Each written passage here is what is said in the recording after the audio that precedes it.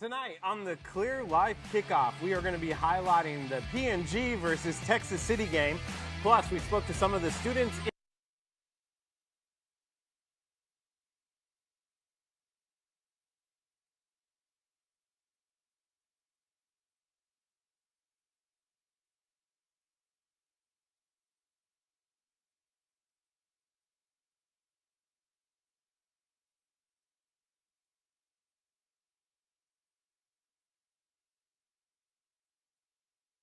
Tonight on the Clear Life Kickoff, we are going to be highlighting the PNG versus Texas City game.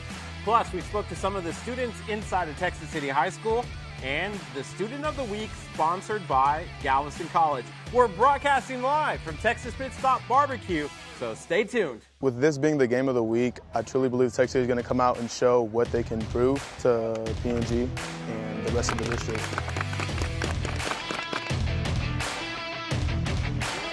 It's an honor to be recognized as Game of the Week. For everybody to see us as a worthy team, to be able to view us live and be able to watch us on YouTube, that's big.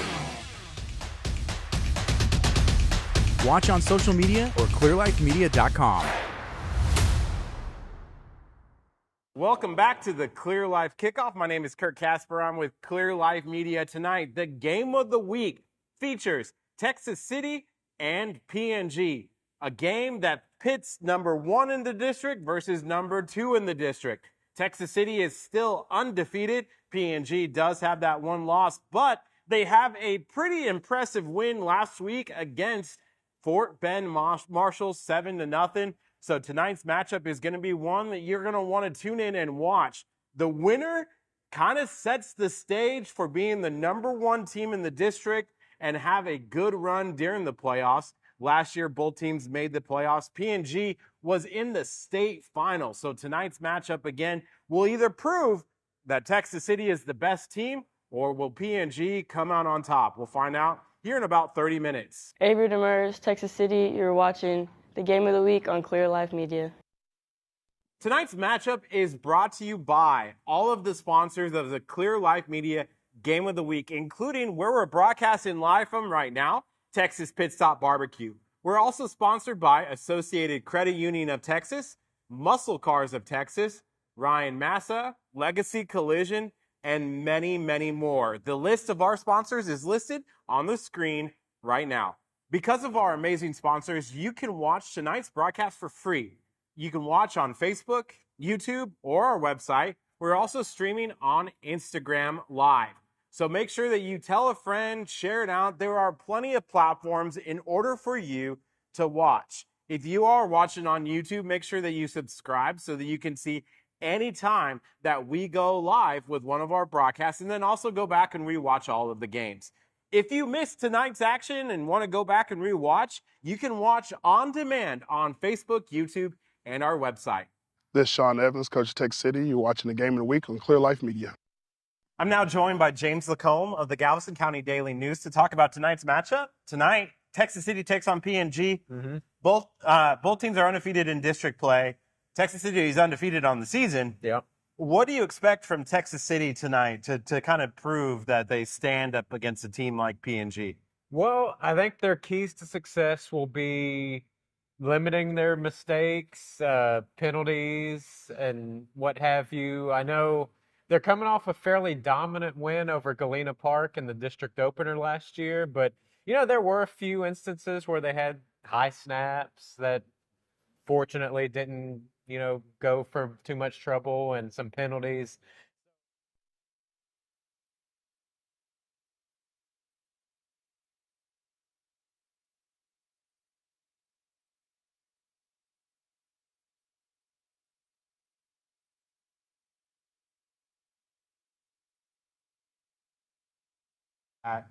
This team, all season long that we've shown up at practice, has looked the exact same. They have stayed level-headed.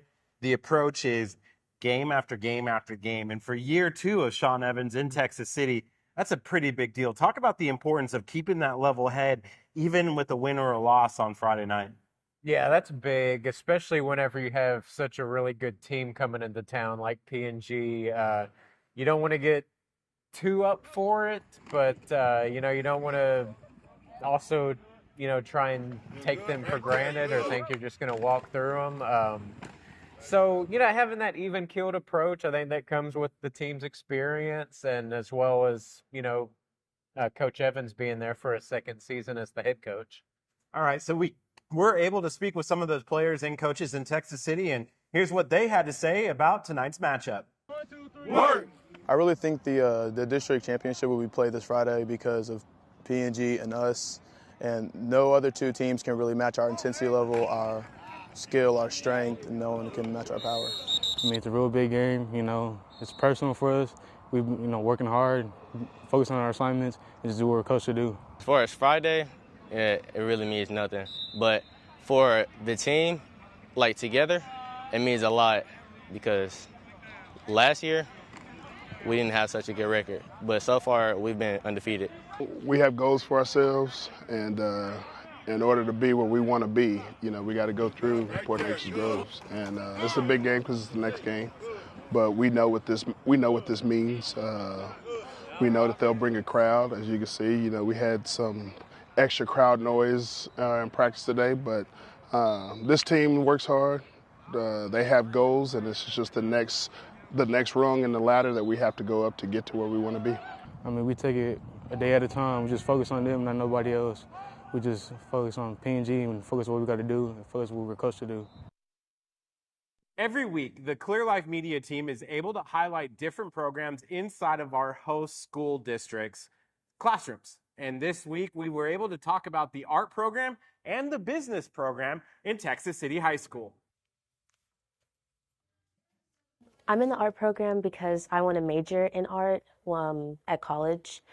And I really love it because I've had all 3 art teachers so far, and I feel like I can gain something new from each and every one of them. I like that there's been more recognition to our arts program. I think that when students express themselves, it gets more eyes and more people interested in the program. I think a really great thing about the fine arts program is it gives them an opportunity to be creative.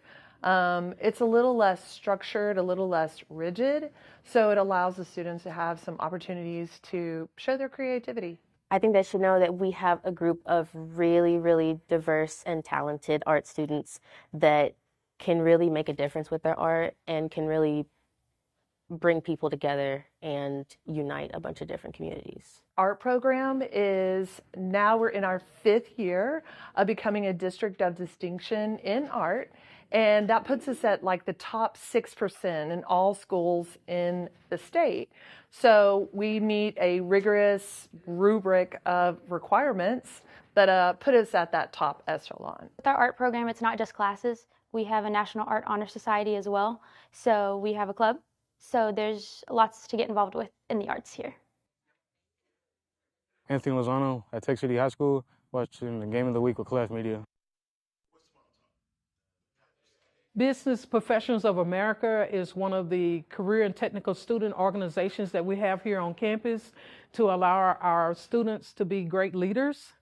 And it's through our business education department here.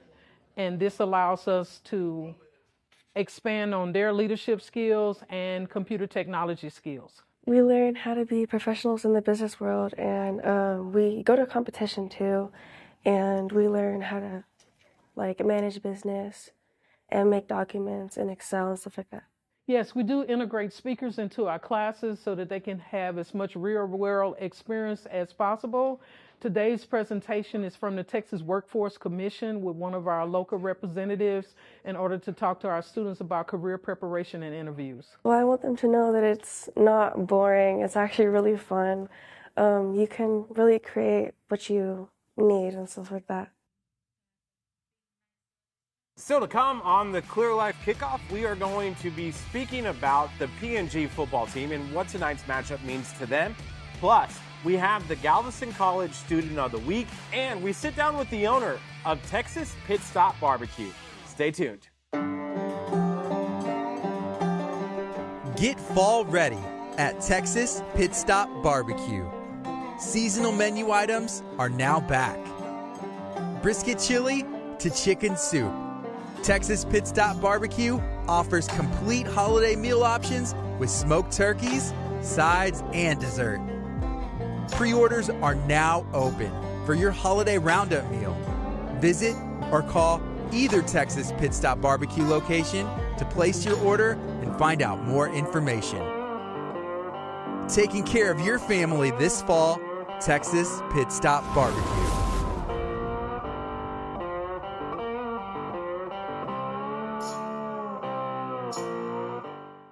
Enroll now and start building your tomorrow at Galveston College.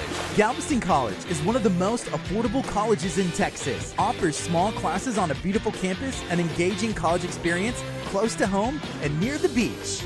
Galveston College is a great place to learn, and it helped me build my career. Choose from over 50 degrees and certificates. Get help paying for school with financial aid and scholarships, and universal access for those eligible. Enroll now. Build your tomorrow at Galveston College.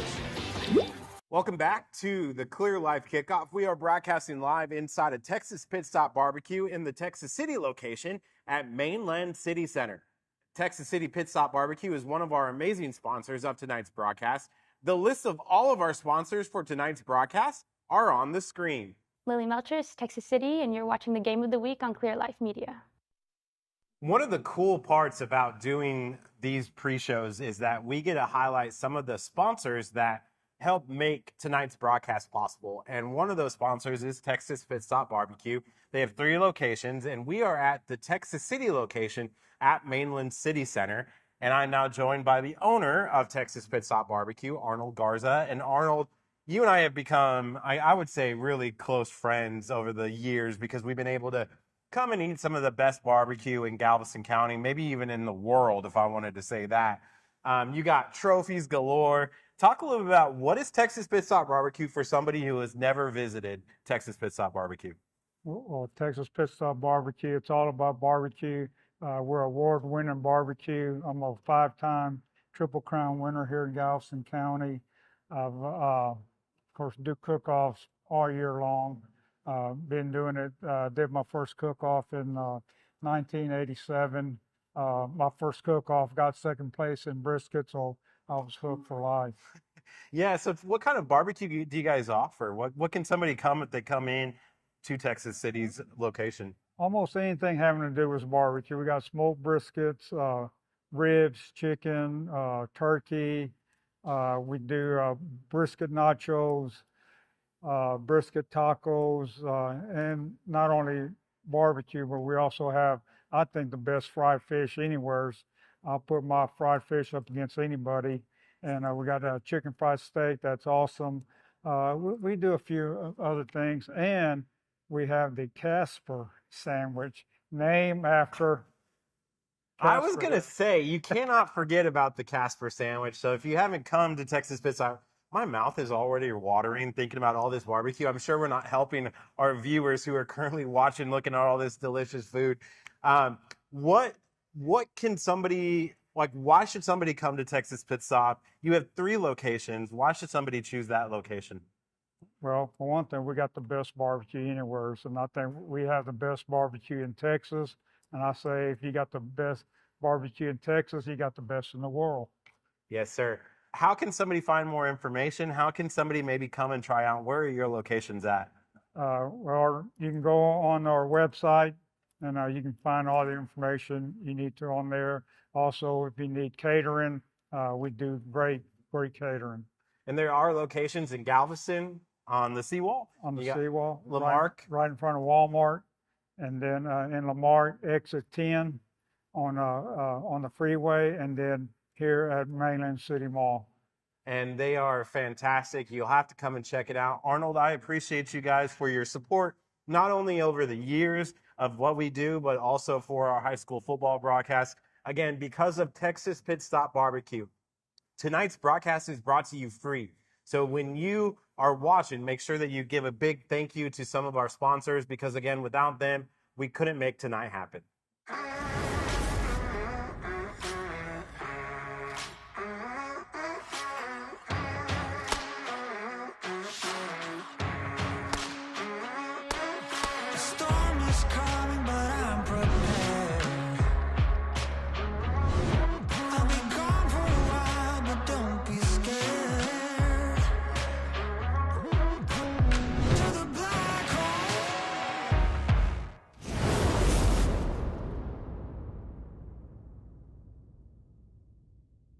Welcome back to the Clear Life Kickoff. My name is Kirk Casper, and I'm now joined again by James Lacombe of the Galveston County Daily News to talk about PNG. And Port Neches is a really good team. They just beat Fort Bend Marshall, which was a team that I wouldn't have thought that they would beat, but they did 7-0.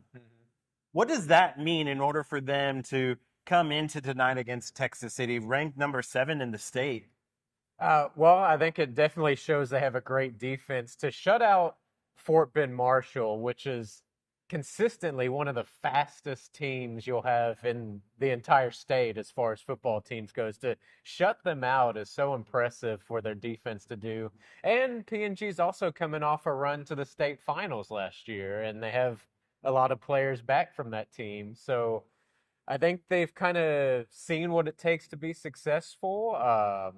They're going to try and implement that this week against what I feel like is going to be a very motivated Texas City team, though. You know, Coach said that their biggest thing for PNG is for them to play defensive football, snap after snap after snap, and be the stronger team. We saw Texas City be a strong team against Ball High. In your opinion, does PNG stand a chance to be that defensive team and be that stronger team than Texas City tonight? Absolutely. They have a great chance of doing that just because they're a very physical team defensively, and they have a very good running back on offense, meaning they can pound the ball, control the clock, try and keep Texas City's offense off the field as much as they can. And then when Texas City is on the field offensively, you know, try and limit them and, you know, come out with another low-scoring outcome like they did last week. All right, James is going to be back later on in the kickoff in order to talk about his final predictions for tonight's matchup. This is Elena Travis with Texas City High School, and you're watching the Game of the Week with Clear Life Media. I'm Corey Moss. I'm the Vice President and General Manager of the Valero Texas City Refinery. It's great to have some time to talk a little bit about Valero and the United Way. You know, we have 6 key values in Valero, one of those being caring. And it's not just caring within the team members of the Valero site and the company, but more importantly, it's about caring in the community. Valero believes in giving back to the community, and it's through the funds and the pledges of our employees and the matching gifts that our company does. We're able to support the agencies of the United Way. Learn more ways to donate to the United Way Galveston County Mainland and your impact on the community by visiting uwgcm.com. I'm Michelle. And I'm Anna. We're at Legacy Collision. Hello, Hitchcock. Legacy Collision is an automotive collision center. We're based in Hitchcock, Texas. We opened in 2018. We're women-owned, and we cater to women that are coming in with collision needs. We do anything from a fender bender to a major accident. We get the car back on the road, back into its pre-accident condition. Insurance average, a person gets in a wreck once every 7 years. So we are trying to build the customer base to not only service them, but service their kids, service their parents, have repeat customers, and we've been able to do that here. When we first moved to Hitchcock, nobody dreamed in a million years that we would be able to pull in what we have done in Hitchcock. It just didn't seem possible. And people, not only are they coming here, but they're coming here multiple times just because it is so easy for them to get here. We hear it, we see it. We just knew we wanted to be on the front end of something that was coming that was going to be new and big, and Hitchcock is the place. The city of Hitchcock has been a dream to work with. Hitchcock is on the path of growth, and when you're on the path of growth, it's always a place where you want to put a new business just because you're in the area where growth is coming. Every single person in this city cares, and they care about their city, they care about the people in their city, and they care about their small businesses. Welcome back to the Clear Life Kickoff. My name is Kirk Casper, and I'm now joined by James Lacombe of the Galveston County Daily News to talk about tonight's matchup and your final predictions. Now, I will say last week, Dayton kids were not excited that you didn't choose them, and we heard about it on social media. They posted it on their Instagram talking about this. So you might not be the most welcome person in Dayton, but tonight we have PNG versus Texas City. I will say this in your defense. Last week's game was the first time that an away team that wasn't a part of our 6 core game of the week teams actually won a game on our broadcast. So, in your defense, you were just following the numbers. Following history, yeah. Are we going to see another trend where the away team in PNG walks away with a victory tonight? This might be 2 in a row after not having any before, I think. Certainly, Texas City can win. It's going to take a lot from them. It's going to take a near flawless game on both ends of the field from them. And, you know, they can do it. They have the experience, the senior leadership. They'll be at home. They're going to be very motivated for this game because it's obviously a team they want to beat to contend for the district championship. That said, the fact that Port Neches Groves is coming off that shutout of Marshall is just so impressive to me. I feel like they're going to keep that momentum going in another old school style, low scoring, smash mouth game. I guess the final score prediction for this one, I'm going to say PNG 14, Texas City 7. You know, that is why they play the games, right? We can just sit here and pick winners. We have to play the game. And James is going with the recency because Fort Bend and Marshall, and forgetting all about Texas City beating Ball High earlier in the season. So we'll see about tonight's matchup. And now coming up is our Student of the Week, sponsored by Galveston College. Hi, my name is Avery Demers at Texas City High School, and I'm Student of the Week sponsored by Galveston College. I was a little bit shocked because I don't really feel that known, so to be picked for Student of the Week, I guess it was kind of cool. I'm captain of the swim team.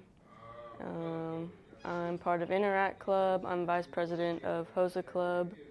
I'm also part of Student Council, and the NHS. I guess I just like taking a big part in what goes on at school and the activities we plan. It's good to have school pride because I feel like high school is a big part of your life, and when you take a big part in it, you get a lot out of it. You meet a lot of new people. Thank you, Mr. Temple, because I was told that he's the one that nominated me. Thank you to Galveston College for sponsoring Student of the Week. I recommend somebody looking into Galveston College. It's a really intense program, and you'll really get a thorough education here. Students who attend the Galveston College Cosmetology program receive hands-on experience in the cosmetology lab while serving members of the community. We're really working like we're in a salon, but we're in school. Galveston College offers an Associate of Applied Science in Cosmetology and a certification in cosmetology instruction. And it's helping us where we can further our career and future within our next business. We get a hands-on experience. We get to learn firsthand about the business, a lot more aspects than you would think that would go into a normal cosmetology program. For more information on Galveston College Cosmetology, visit gc.edu/cosmetology. That does it for the Clear Life Kickoff. Next week, we will be in Friendswood. And then after that, we got Hitchcock versus Columbus. So make sure that you stay tuned because tonight's matchup between Texas City and PNG is about to start. Let's send it out to the field. Friday Night Football, let's go, baby.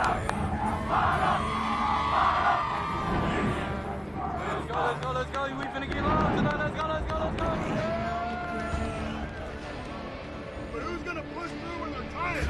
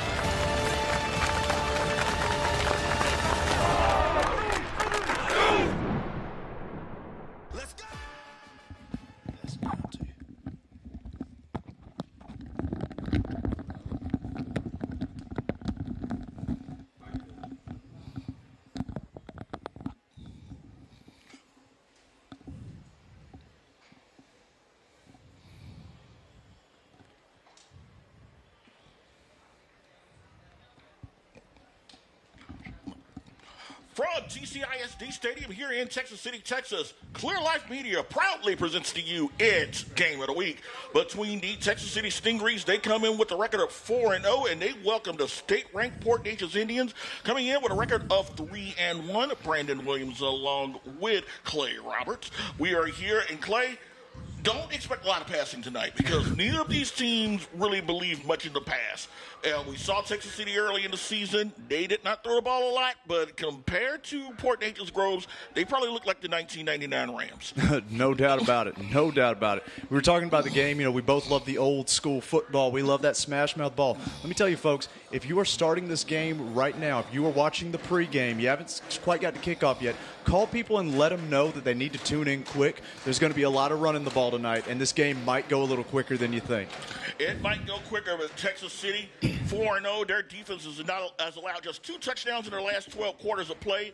They face a state-ranked Port Neches Groves team that comes off of a big 7-0 upset of state-ranked Fort Bend Marshall. And it's a tough road for Texas City when you consider that they've got 2 state-ranked teams in their district, and this is the first one they'll face Marshall next week. Absolutely. Everybody talks about strength of schedule. As we see PNG storming onto the field right now, they talk about strength of schedule. Everybody wants it. Everybody talks about how great it is. Well, you got it. Let's see you man up, Texas City. Let's see you face off against these big boys from PNG. It's going to be smash mouth football against state-ranked teams. It's going to be a lot of fun here. It will be, without a question, Clay. Keep in mind 2 names because you're going to hear a lot of them tonight. For Texas City, obviously, you've been following all season. You're going to hear a lot of number 22, Caleb Bell. But Port Neches can counter that as well. They've got a talented running back in Isaiah Wynn last week. Ran for $157, scored the game's only touchdown in a defensive slugfest against Fort Bend Marshall. So those 2 teams are going to dictate the success. But as we talked about before the game, Clay, it comes down to size, and right now, if you look at the size of Port Neches Groves, they got a considerable edge. Absolutely. We were looking at some of those players, and I was blown away. They look like grown men out there. Those aren't high school players. Those are some big 300-pound boys. And we found the quote. I was talking about it beforehand. Newt Rockney once said that prayers work best when you have the bigger players. And, man, there might be some prayers answered tonight if Texas City can't do something about the size difference. No, Texas City has got to face, in the words of the late, great Keith Jackson, they've got some horses to deal with. So as we look at Texas City coming out, Sean Evans' team had come off of a 35-0 win over Galena Park. Really did not have to use the starters much. We talked about Bell. He rushed for only 44 yards. We only had 8 carries, but he did score 3 touchdowns. They threw the ball a lot more than you might have expected in that game. Joey Duran, 8 of 9, $138, the touchdown. Also ran 4 times for 75 yards. So Texas City, they know that they will have to throw the ball a bit tonight, and they're hoping that Duran can be as accurate with the ball as he was last week. Absolutely, as we are just getting down to nearly kickoff time, nearly coin flip time, actually. But there's no doubt about it. I preach it every single week. I believe personally to be a successful team at any level, you can't do just one thing well.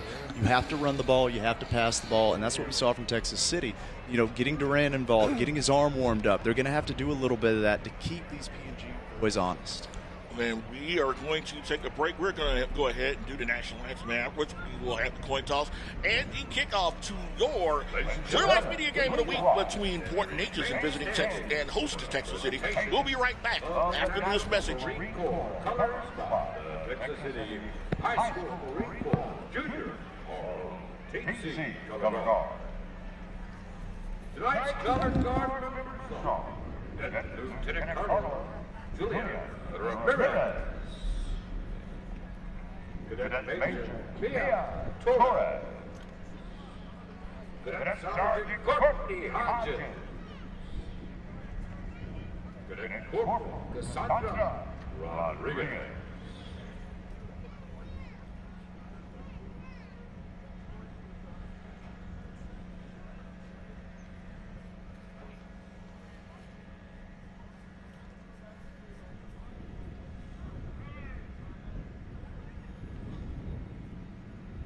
National Anthem performed by award-winning TCHS Sound Stations, conducted by Mr.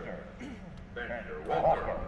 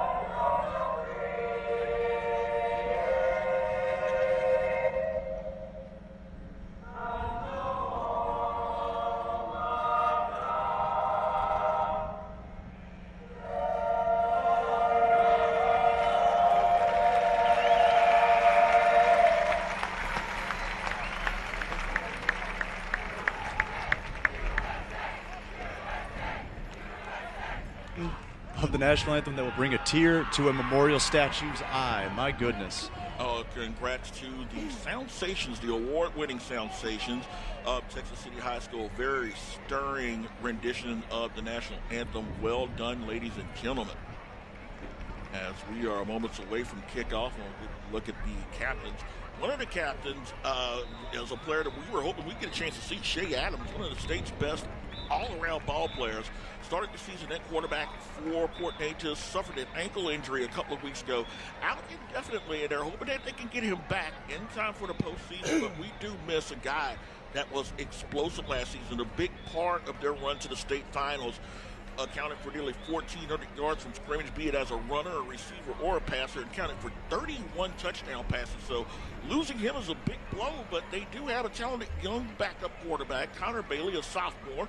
You'll see him, number 9, who has done a good job of managing the offense thus far. Absolutely, and I guarantee you, though, head coach Jeff Joseph is not thinking about the playoffs. He's thinking about getting past Texas City right here, but you see now, it's actually Shea is going to go onto the field there as one of the team captains. 8, also for Port Neches. That is Reed Richard. Number 74, Jackson Christian. Number 75, Mario Miguel. 74 and 75, those are guys he cannot miss. And as my late mom would say about number 74, that young man did not miss a lot of those. And we will take a look at the Texas City captains in a second. Take a look at them right now. Number 78 for the Stings is going to be Tyler Jones. Number 77 is going to be Christopher Prada. I'll take a look at the other team captains once we get an opportunity to take a look at their jerseys. Bill, big hands, and off. And the other captain, number 6, Cameron Greif. And number 8, Diego Battles. And Greif and Battles, when we first saw Texas City against Galveston College, those two were key in slowing down that ball offense that had come off scoring 50-some-odd points against Lamarck. And they shut a very good ball-high offense down, holding them to 1 touchdown. No doubt about it. Greif and Battles are the key players, in my opinion, on this defensive front of Texas City. They're going to hit you in the mouth. That's what this Texas City team is all about. They've only allowed, what was the statistic here? They want 2 touchdowns. In their last 12 quarters. Absolutely. That is defensive football. It's old school football, and we'll preach it over and over again because that's what these two teams wear proudly on their sleeves. Here, the coach is lining up with the officials, taking a picture. Good display of sportsmanship all around. You love to see it. No doubt Sean Evans entering during his second season as head coach of Texas City. Also in his second season, Jeff Joseph named the Dave Campbell's Texas Football 5A Coach of the Year. Yeah, you get that when you take your team to the state finals. They lost in a tough ball game against South Oak Cliff, losing that one 34-24. But they lost a lot of talent, but they had some back, 7 starters returning. And thus far, after losing to Port Arthur Memorial in week 1, they righted the ship. A convincing win over Beaumont United in week 2, a 45-14 rout. They needed overtime to slip past the start, winning 6-3. And then last game we mentioned a 7-0 win over a state-ranked Fort Bend Marshall, and that's a team that they faced in the playoffs last year. You got a feeling that, again, Joseph and the Indians aren't looking ahead to the playoffs, but at the same time, they would love an opportunity to face Memorial again. No doubt about that. And before, as we see Texas City lining up to kick the ball off for PNG, we don't quite see it yet, but I promise you they're to the left of the screen. But that being said, I want to go and say the kickoff. The opening kickoff will be brought to you by Legacy Collision, Galveston College, and Santa Fe Education Foundation. Folks, we haven't even started the ball game yet, but I promise you this would not be happening without the sponsors. So show some love to the sponsors. Reach out. You'll hear us call them out several times throughout the night. And let them know we sent you. Let them know Clear Life Media sent you. We're just moments away from kickoff. There's a game ceremony going on. Brandon, we were talking about before the game, PNG, Port Neches travels well. This side, we are on the visiting side tonight, and they are packed out on these bleachers. And it looks like that is a celebration. It looks like for Tony Willis. And Tony Willis is a Texas City and Lamarck sports institution. He has been either at Lamarck or Texas City since the early 80s, and this season is going to be his final year. And I'm going to tell you what, this program does not run without Tony Willis, one of the most creative, one of the most kind men that you'll ever meet. And I had the privilege of knowing Tony since 1985, my first year in high school, and I would say congratulations, my friend. Since for kickoff, number 46, Anthony Sanchez, back for Pregame, number 28, Richard, and also number 6, Chase Johnson. We are about underway, and the kickoff is going to be high. Going to go to Richard. Kickoff on the flat, 30, 35, 40, 45, 50, to the 20, out of bounds at around the 21-yard line. And Texas City thought that they could run a short kick, and Richard just said, wrong answer. A big return that puts the ball deep in Texas City territory. They will start this drive. They're going to start this with at around 22. No, they're going to say the 21-yard line. A big return by Richard. Absolutely, and the only man he had to beat was Colin Harris. Credit to him for saving the touchdown, giving this defense a chance to show what it can do as the PNG big boys come out onto the field now. 52-yard return by Richard. Connor Bailey leading this offense.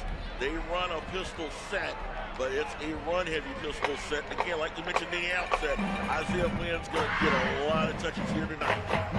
First and 10, Bailey hands it off to Wynn, and Wynn is going to be smacked behind the line of scrimmage. One of the guys we talked about moments ago, Diego Battle, in there with the tackle. Also in there to stop big Justin Taylor, freshman number 99, recent call-up, and this kid is going to bring some beef to that line, and he showed it. No doubt about it. We saw Battle. He's about a head shorter than just as speed and quick as he there, bust up the play for a loss. Second down and 11 for the Indians. Bailey will again play action, steps up, throws over the middle. He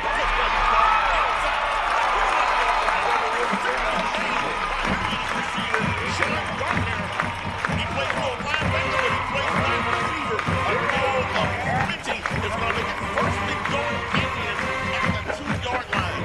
I might have saved the touchdown that time, but man, they are sniffing that end zone early. First and goal at the 2-yard line. And they are bringing in number 6, Johnson, Chase Johnson, more of a Wildcat quarterback. He'll get the snap. He'll call his number. He'll run behind the big boys, and he will plunge in. And it just took a minute and 15 seconds play for Fort Natchez to get on the scoreboard. A 2-yard touchdown run by Clay Johnson, and the Indians are drawing first blood. Absolutely. Chase Johnson, the big man, get behind the big man, just running up the field. It's that old-fashioned Tim Tebow style of football. I hate to say it's old-fashioned. I feel old when I say it. But that's what it is. You get your quarterback behind those big linemen and just bully it up the middle. That's exactly what it was, and it's hard to stop all that. Giovanni Osigura, number 39, set to kick the extra point. Kick high, up, and it is good. Osigura, another long line of good kickers from PNG. It took them just 3 plays to get on the board. So with 10 minutes, 42 seconds to go here in the first quarter, it is 47, Texas City nothing on the Clear Life Media game. We will be right back. This is Bob, and this is Dave. Bob has a barcode on his forehead to dramatize how big banks see their customers as just an account number.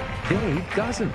That's because Dave's a proud member of Associated Credit Union of Texas. Bob has to sit in Houston traffic for hours to get to his bank. Dave has access to thousands of free ATMs and an award-winning mobile banking app. Be like Dave and become a member at hcutx.org today. Don't be like Bob. Okay, all right. Welcome back, folks, to the Clear Life Media game that we just saw. Catches 5 downfield. And it was actually surprising. We saw a little bit of the run game, but the big pass was really got them close. But all that being said, let's not act like the kickoff return set up too soon. Praise the run game. Praise the big boys up front. But at the same time, it was the diversity of the all-around athletes that we saw.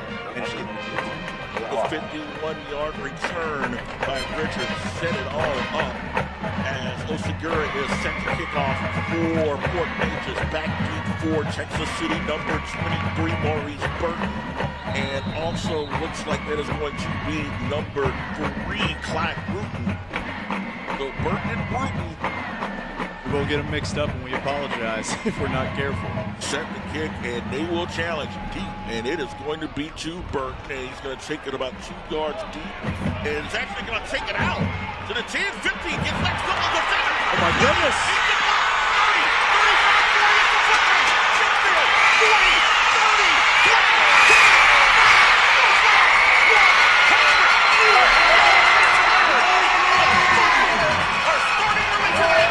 Oh my goodness! Special teams out the wazoo. Bobbled the ball in the end zone, thought about taking the knee, but the ref showed him that he had to run it out because he already touched the ball. That slight delay in the action, I think, set those blocks up, and the speed did the rest. 104-yard return, and we are an extra point away from a tie ball game. Set to kick the extra point is Anthony Sanchez holding his Joey Durant as we await the extra point here with 10:25 to go. Was up in the kick. It is good. You wanted fireworks? We weren't expecting this early, but we have done it. Anything that Santa Fe can do, it looks like Texas City decided we can do it better. Maurice Burton, 104-yard return. It is 7-7, 10:25 to go here in the first quarter on the Clear Life Media Game of the Week.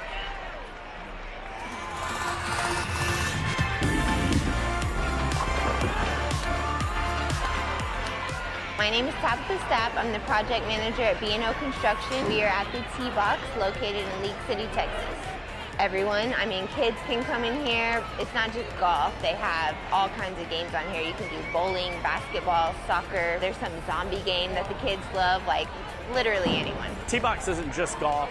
We offer a bunch of different things for the kids. So bring the family out, come enjoy some drinks, and let the kids play. Beginners up to college golfers, any skill level. You can do driving range, you can actually play courses, you can play different games, closest to the pin, long drive. We completely renovated this whole space. We expanded it, and we did the whole build out here. You can learn more about B&O Construction on our website at bnoconstructionllc.com. B&O Construction offers quality construction, great value, and honest service.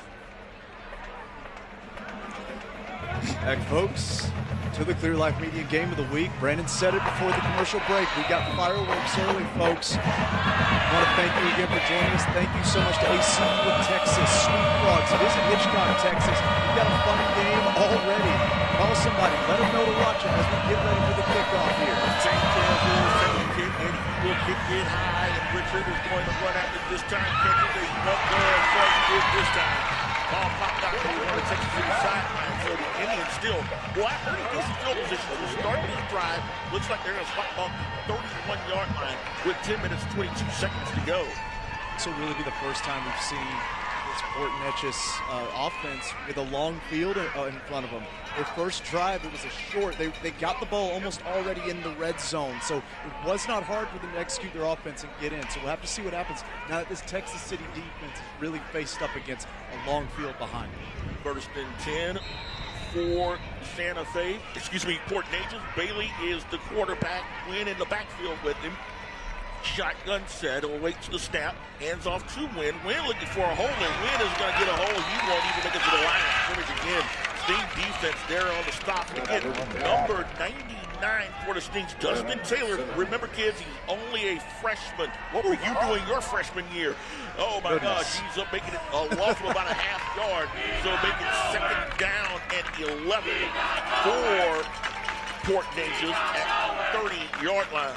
Make no mistake, they might have the bigger, heavier players, but Texas City is winning the upfront battle here with that. Out again, 2 touchdowns in 12 quarters. Bailey awaits the snap. Quick screen is going to be caught and is not going to get much of anything. That was number 17, Landon English, but the Stingarees no-fly zone defense. There on the stop, number 12 for TC is going to be none other than Michael Saltz. And Saltz is the guy that was part of the big win over Texas, over Galveston College. We called his name frequently that night. He's already getting involved. pass kind of came out there a little slow. That's what happens when you have the sophomore quarterback who maybe doesn't have the arm strength developed quite yet. The screen doesn't have the zip, and it gives those defenders time to get there and bust it up. Third down and long, call it 3rd and 11.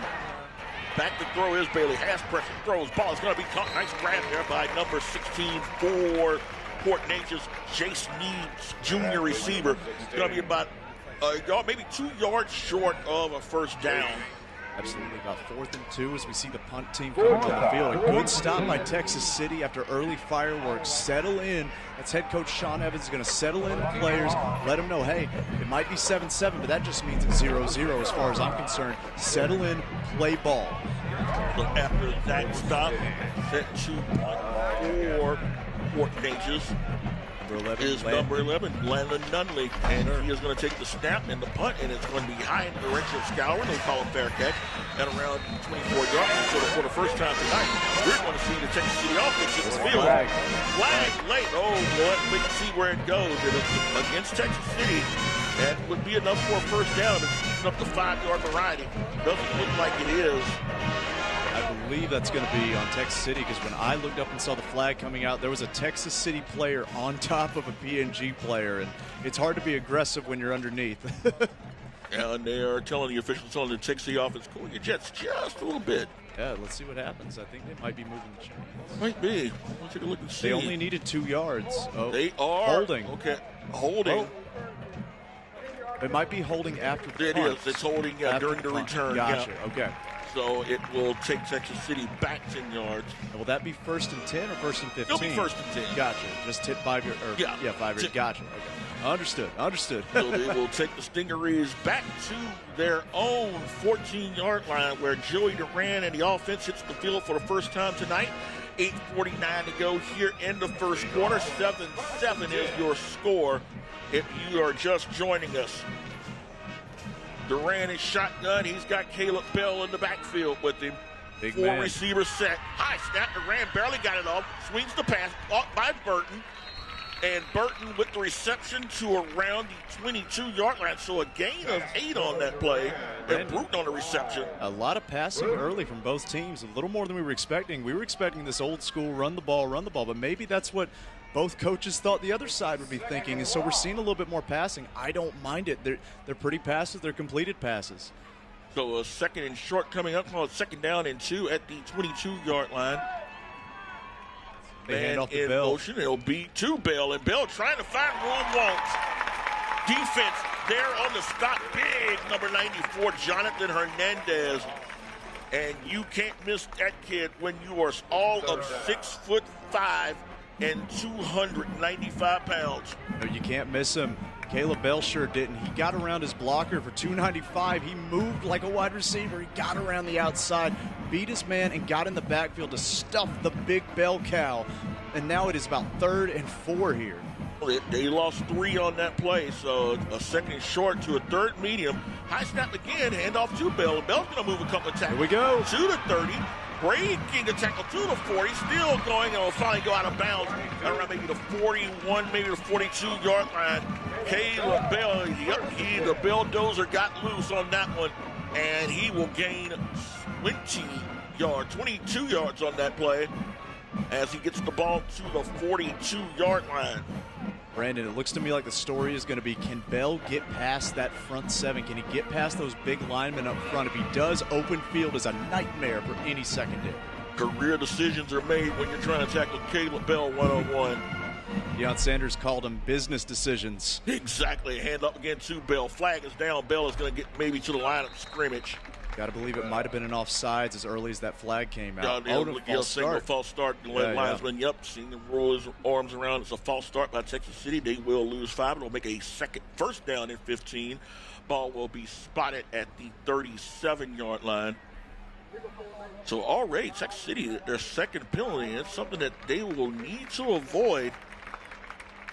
Knowing Sean Evans, 2 penalties in the first 4 minutes and 11 seconds, he can't be pleased with that type of execution, especially this late into the season.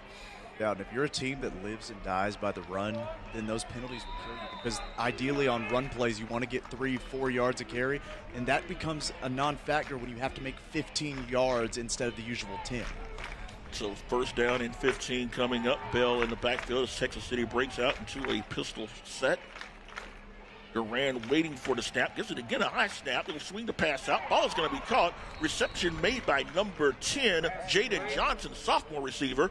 He is going to get the ball down to around the 43-yard line. A man down right now for Texas City. And they will go ahead and take a look at him. We will go ahead and take a quick break as the Clear Life Media Game of the Week. We'll be right back. We and I really like United Way. They're what I call a tip of the sword organization. They are meeting community needs at the very tip of the sword where people who maybe can't help themselves need help. And then we always hear the stories from the different organizations United Way gives to about how someone was helped or how their life changed through the United Way. Learn more ways to donate to the United Way Galveston County Mainland and your impact on the community by visiting uwgcm.org. Bayou Fest is returning yet again this October 21st, 2023, and this year it is our 70th birthday. It's a fantastic free family fun event, free concerts. It's going to be Grammy Award-winning Mr. Wayne Toops, followed by the two-time Entertainer of the Year, Mr. Neil McCoy. And we're shooting off fireworks that night. Come on out October 21st. Bring out the entire family, help us celebrate, and get ready for Bayou Fest. Off the field under his own power. So after the short gain on the pass from Duran to Johnson. About a 2nd and 9 here. It'll be a 2nd and 9 coming up. Don't forget that's after the the false start penalty on the offense that set them back. So Duran is lined up. They've got Bell lined up in a slot at around the 42-yard line. He is lined up in a slot to the far side with Jaden Mayala. Duran back, stepping, looks, he's just going to throw this one away. Not sure what they saw, but Port Neches was there with heavy pressure, including number 49, Andres Fuentes, junior defensive lineman, bringing the heat. So a 3rd down and 9 coming up for Texas City. A very simple little route that Bell ran, too. It wasn't anything special, just a little post route, if anything. But, yeah, couldn't quite get over there because the pressure came to the side Bell was on. It would have meant that Duran had to throw across his body downfield to a guy that's not initially a receiver. Would have been a tough play to make. So, not sure what that was about. Maybe we'll see it again. 3rd down coming up. Duran swings it out of the backfield. Ball incomplete. Wanted in the direction of Ricky Green, number 21. So, that ball is incomplete, and Port Neches is going to force Texas City to punt for the first time tonight. Absolutely, and we're going to say that defensive stop from PNG. It's going to be brought to you by United Way, Galveston County, Mainland. It's going to be brought by BNO Construction, Gartner Coatings, ACU of Texas, and sweetFrogs. As we have 6 minutes, 50 seconds left here in the first quarter. 4th and 9 coming up. Duran handling the punting duties, and back deep for Port Neches. Number 11, that's going to be Nunley. Receiver, punter, and punt returner. Interesting job titles. Renaissance man. Indeed. Okay. They'll await the snap. Duran will get it, and that ball is going to be punted and will be taking a bit of a Texas City bounce before it dives into the hands of Jaden Johnson. Actually, it's going to be number 18. That is going to be Patrick Evans.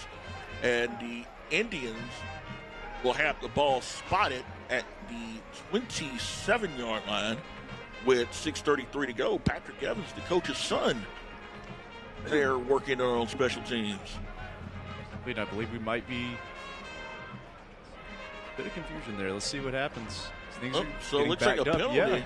Yeah, that's what I was wondering, because I saw one of the PNG coaches looking a little bit frustrated. Must have been some kind of penalty there. See the Texas City band, the Texas City student body.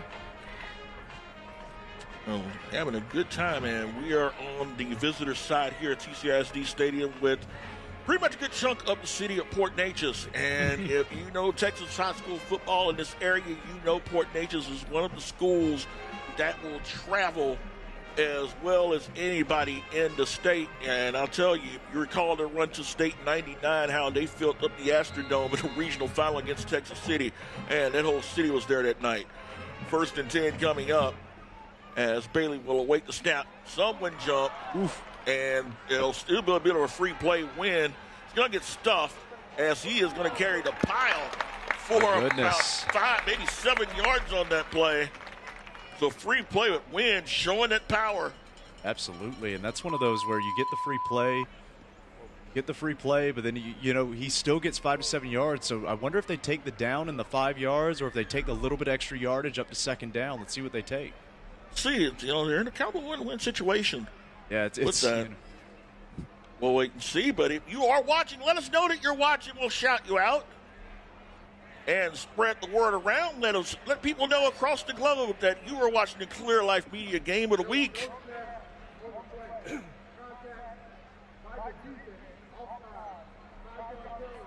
He will take the 5-yard penalty. He said there was contact made by the defense. So I actually believe that renders the previous play void. It's not just an offsides.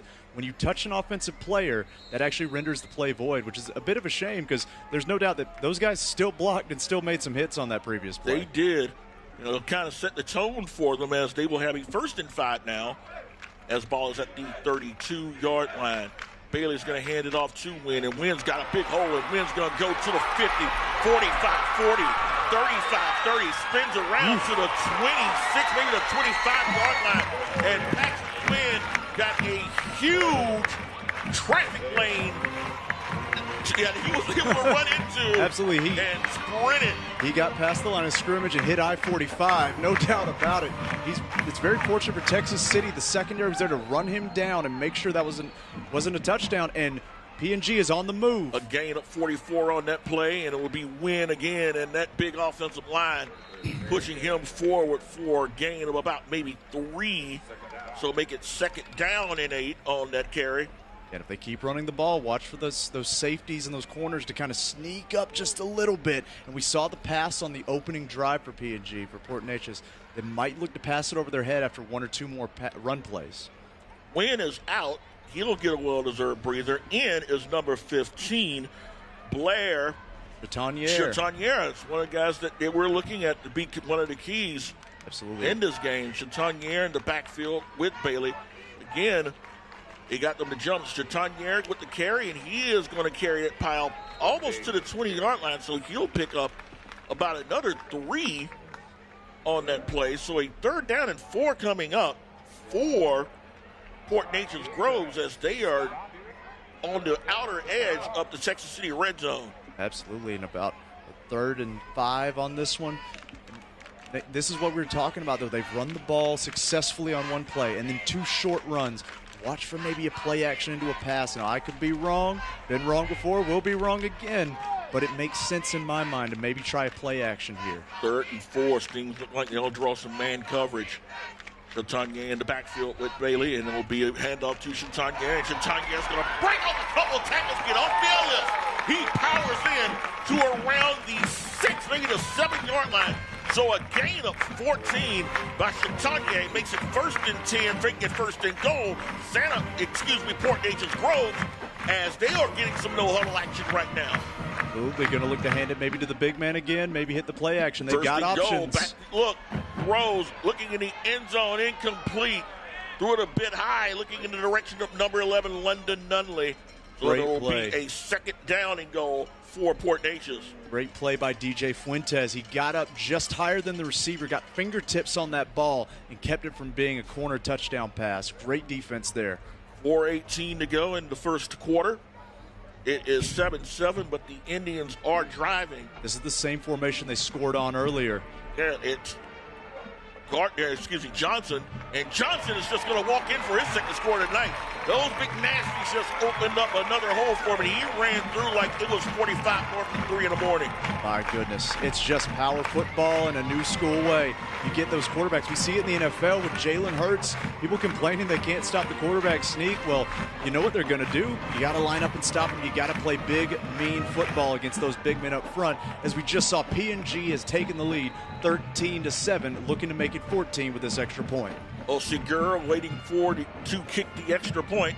High snap, kick is up, and it is going to be good. So a new score with 4 minutes, 12 seconds to go in the first quarter. It is Port Neches Groves leading Texas City by a count of 13-7 on the Clear Life Media Game of the Week.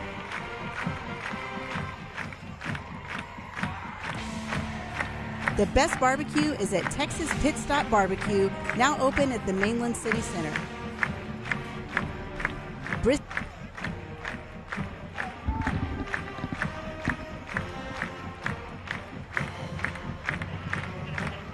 Got some people shouting us out. Corey Payne, you are correct, sir. PNG is big up front, and it showed on that scoring drive as they plowed through on a march that was capped off by a 7-yard touchdown run by Chase Johnson. And Clay, we talked about it on the outset. The size of the Port Neches offensive line against the size of the Texas City defensive line is going to be the deciding factor. Yeah, no doubt, especially on that side of the ball. It is hoss fight versus hoss fight. That's what we're seeing. It's just old school football, 300-pound plus linemen, 250-plus pound linemen. Who can move who and make something happen? It's the dirty work that leads to the big scores. That's why they're up 14-7 right now is PNG. 4:12 to go here in the first quarter. Segura ready to kick the ball off. Again, back deep, Burton and Bruton, and I am definitely betting he is not going to want to kick in the direction of Clyde Bruton after a 104-yard kickoff return. They've got Bruton actually over to the far side. And that ball is kicked. They'll challenge him again. Yep. He lets this one go. Is going to let that one. Burton will let it go, and the Steamers will get the ball 1st and 10 at their 25-yard line. 4 minutes, 12 seconds to go here in the first quarter. I want to take a second to thank some of our sponsors: ACU of Texas, Texas Pit Stop BBQ, City of Lamarque, Chart Your Bar, and Ryan Massa. Thank you so much to all of our sponsors, folks. If you see a commercial, something piques your interest, you wind up going to some of these folks, these fine folks, and giving them your business. Let them know we sent you. Let them know Clear Life Media sent you. Be sure to share the stream. Let people know where they can see the high school football action, because this is a great game right now. As it actually looks like it's 13-7 on the scoreboard. Actually 14-7, should be. Back to throw is Durant. Swings it out. Ball is going to be caught, and it'll be stopped immediately. Ball popped loose, but after the play was over, ball was caught by Xavier Scourin. It looks like he will lose yardage, and he will lose yards. Actually, I'll give him a gain. Take that back. I'll give him a gain of 2. About to say, I believe he got past the line, unless that ball did some trickeration and bounced about 2-3 yards backwards. So 2nd and 2 coming up for Texas City. Bell is back there. And it'll be a handoff to Bell. Bell trying to turn the corner, and Bell is going to be stopped. Host of white jerseys there on the play. Number 26 for PNG is going to be Dylan Talbert. And also number 94, Jonathan Hernandez there on the stop. Also number 47, Jacob Cabrera. Brandon, if I am head coach Sean Evans, I would get in the ear of these offensive linemen and let them know they need to start establishing themselves. The run game has not been gaining a lot of success here tonight. 3rd down and 7 coming up. Play action, swings the pass, ball's going to be caught, and there'll be a 1st down. The ball came out. Loose. Green with the reception, ball popped loose, and it looks like it is going to be Port Neches' ball. We will wait for confirmation, and Green, I'd rather be lucky than good. He did recover his own fumble. My goodness. As the Stings dodge a huge bullet there, but nonetheless, it is a completion of 19 yards. That will make it a 1st and 10 for Texas City at their own 41-yard line with 3:17 to go in the first quarter. Make no mistake, that was a beautiful play-action pass from Joey Duran. He threaded it between 2 jumping defensive linemen, those big defensive linemen, into the hands of his receiver. Beautiful pass. Duran steps back, rolls out, steps, throws. Ball is going to be incomplete. In and out of the hands of the intended receiver. That looks like 24, the senior Jaden Mala. Jaden Mala, and I guarantee you, if you folks are feeling bad about it, he's feeling much worse. He's got the immortal words of that one Super Bowl call. He's got to be the sickest man in America right now. Burn lung twist indeed. There you go. There is a Jackie Smith moment for Mala. He will bounce back, line up outside on 2nd down and 10. You got to believe, just be fortunate it's the first quarter of a high school football game. Let's see if he can make up for it. Hand off to Bell, followed it up on the exchange, and he got maybe a yard before Cabrera and number 49, Andres Fuentes, joins up to stop him. He'll give him a gain of 1. And again, Texas City facing long yardage at 3rd and 9. Brendan, I would like to see this Texas City offense maybe do something to get Bell into space. Maybe that's what they were trying with him in the slot position earlier, because he's struggling with these big defensive linemen. The offensive line is struggling with these big defensive linemen. But when he gets in space, God doesn't make defensive backs that can stop the mental size of Caleb Bell. Third down and 9 as Durand waits the snap, drops back, steps up, pass pressure, looking long, downfield, hand incomplete, Haskauer ahead. 2 steps ahead up the defender, number 10, Travis Cobb, but Durand overshoots him, and it will be a punting situation for Texas City with 2:05 to go in the first quarter. It's a game of inches. We talk about it every week. If that ball is a few inches shorter into the fingertips downfield, that might be a tie ball game. Little fourth down coming up. You hear the Indians fans applauding their defense as they get a stop. Durand lining up at his own 31 to get the punt, and it's Nunley, and we have got a stoppage of play with 1:37 to go here in the first quarter. Yeah, I believe it might be a timeout. You can see, again, if you are watching, spread the word. Let people know that you're watching. Let's see who is out there. Represent where are y'all at? Where are you at, people? Represent where you are. See Gardy working. Gardy also letting us know he's watching. There you go. Is working. Amy Davis. I don't know why you had to push Bell like that. I saw that actually. It's just that football aggressiveness. These guys are in fist fights on the offensive line. Remember that. It's tough. It's tough going sometime for an offensive lineman. They have to sit there. Oh, wait a minute. Damon Hunter, we see you representing Galveston. We will be out the ball high down in a bit. Rod Brown checking in from Dallas. Amy Davis from Texas City. Hello, Amy. Hello, Rod. As we await the punt from Durand. He had a beautiful punt the last time he did it, so let's see if he can repeat success here. That was nice, and the punt is going to be nice as it's going to be high. And we'll take a bounce inside the 30, and they will down it at the 28-yard line. That's down by Colin Harris, number 15. So the Indians are going to start this drive at the 28-yard line with 1:46 to go here in the first quarter. Cynthia Santana, Kevin Nixon representing Texas City. Hello, we see you and we appreciate you.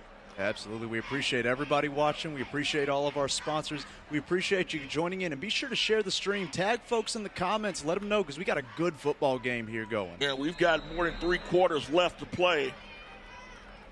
So spread the word. Caring is sharing as we have a 1st and 10. Brandon. Santa Fe at the 27, get the 27-yard line. Texas City has stacked the box. And handoff to Wynn, and Wynn is going to move defenders, and Wynn still churning those legs as it looks like a rugby scrum before he is finally down at the 34-yard line. So a gain of 7 for Wynn, and it is just a combination of his power and will and the size of that big offensive line of PNG just knocking the Stings backwards. They're going to actually give him the 36-yard line, It's a gain of 8 on that play. And look at the number of defenders that are in the box for Texas City. The people that are up front, I believe they've got 8 and 9 players up front. My goodness. And they're daring them to pass. And it's a play action. Bailey backs, throws. Ball is going to be caught. They dare him, and Fort Nathan's is like, okay, dare accepted. Nice catch by number 11, our Renaissance man, London Nunley, with the reception, spots the ball at the 43 of Texas City. I'll be very curious if Texas City continues to dare them to run the ball because so far PNG has had success with both facets of offense, passing and running, keeping that Texas City defense guessing. It's what we're seeing Texas City fail to do on the other side of the ball. Gain of 22 on that play. 1st and 10 for the Indians at the 43 of Texas City. Handoff is going to be to Wynn, and Wynn is going to be tripped up. Stopped immediately. Number 7, Evan Simmons. Looked like number 0. Xavier Scourin. Yep. And to make no mistake, folks, Battles was in there as well. It was a host of stingarees that got in there and stopped that play. Tripped him up after no gain on that play on what looks like to be the last play of a very entertaining first quarter. 1 quarter is in the books. If you're missing it, Come and join us. We got 36 minutes left. After one quarter of play, it is Port Neches 14, Texas City 7 on the Clear Life Media Game of the Week. The best barbecue is at Texas Pit Stop BBQ, now open at the Mainland City Center. Brisket, ribs, and smoked chicken. Bring your appetite at Texas Pit Stop BBQ. And it's not a job. If you don't hate it, it ain't a job, right? If you really like what you're doing, it's really not a job anymore. It's like I said, it's a calling. And I'm called to fix your car, so get them down here at Muscle Cars in Texas.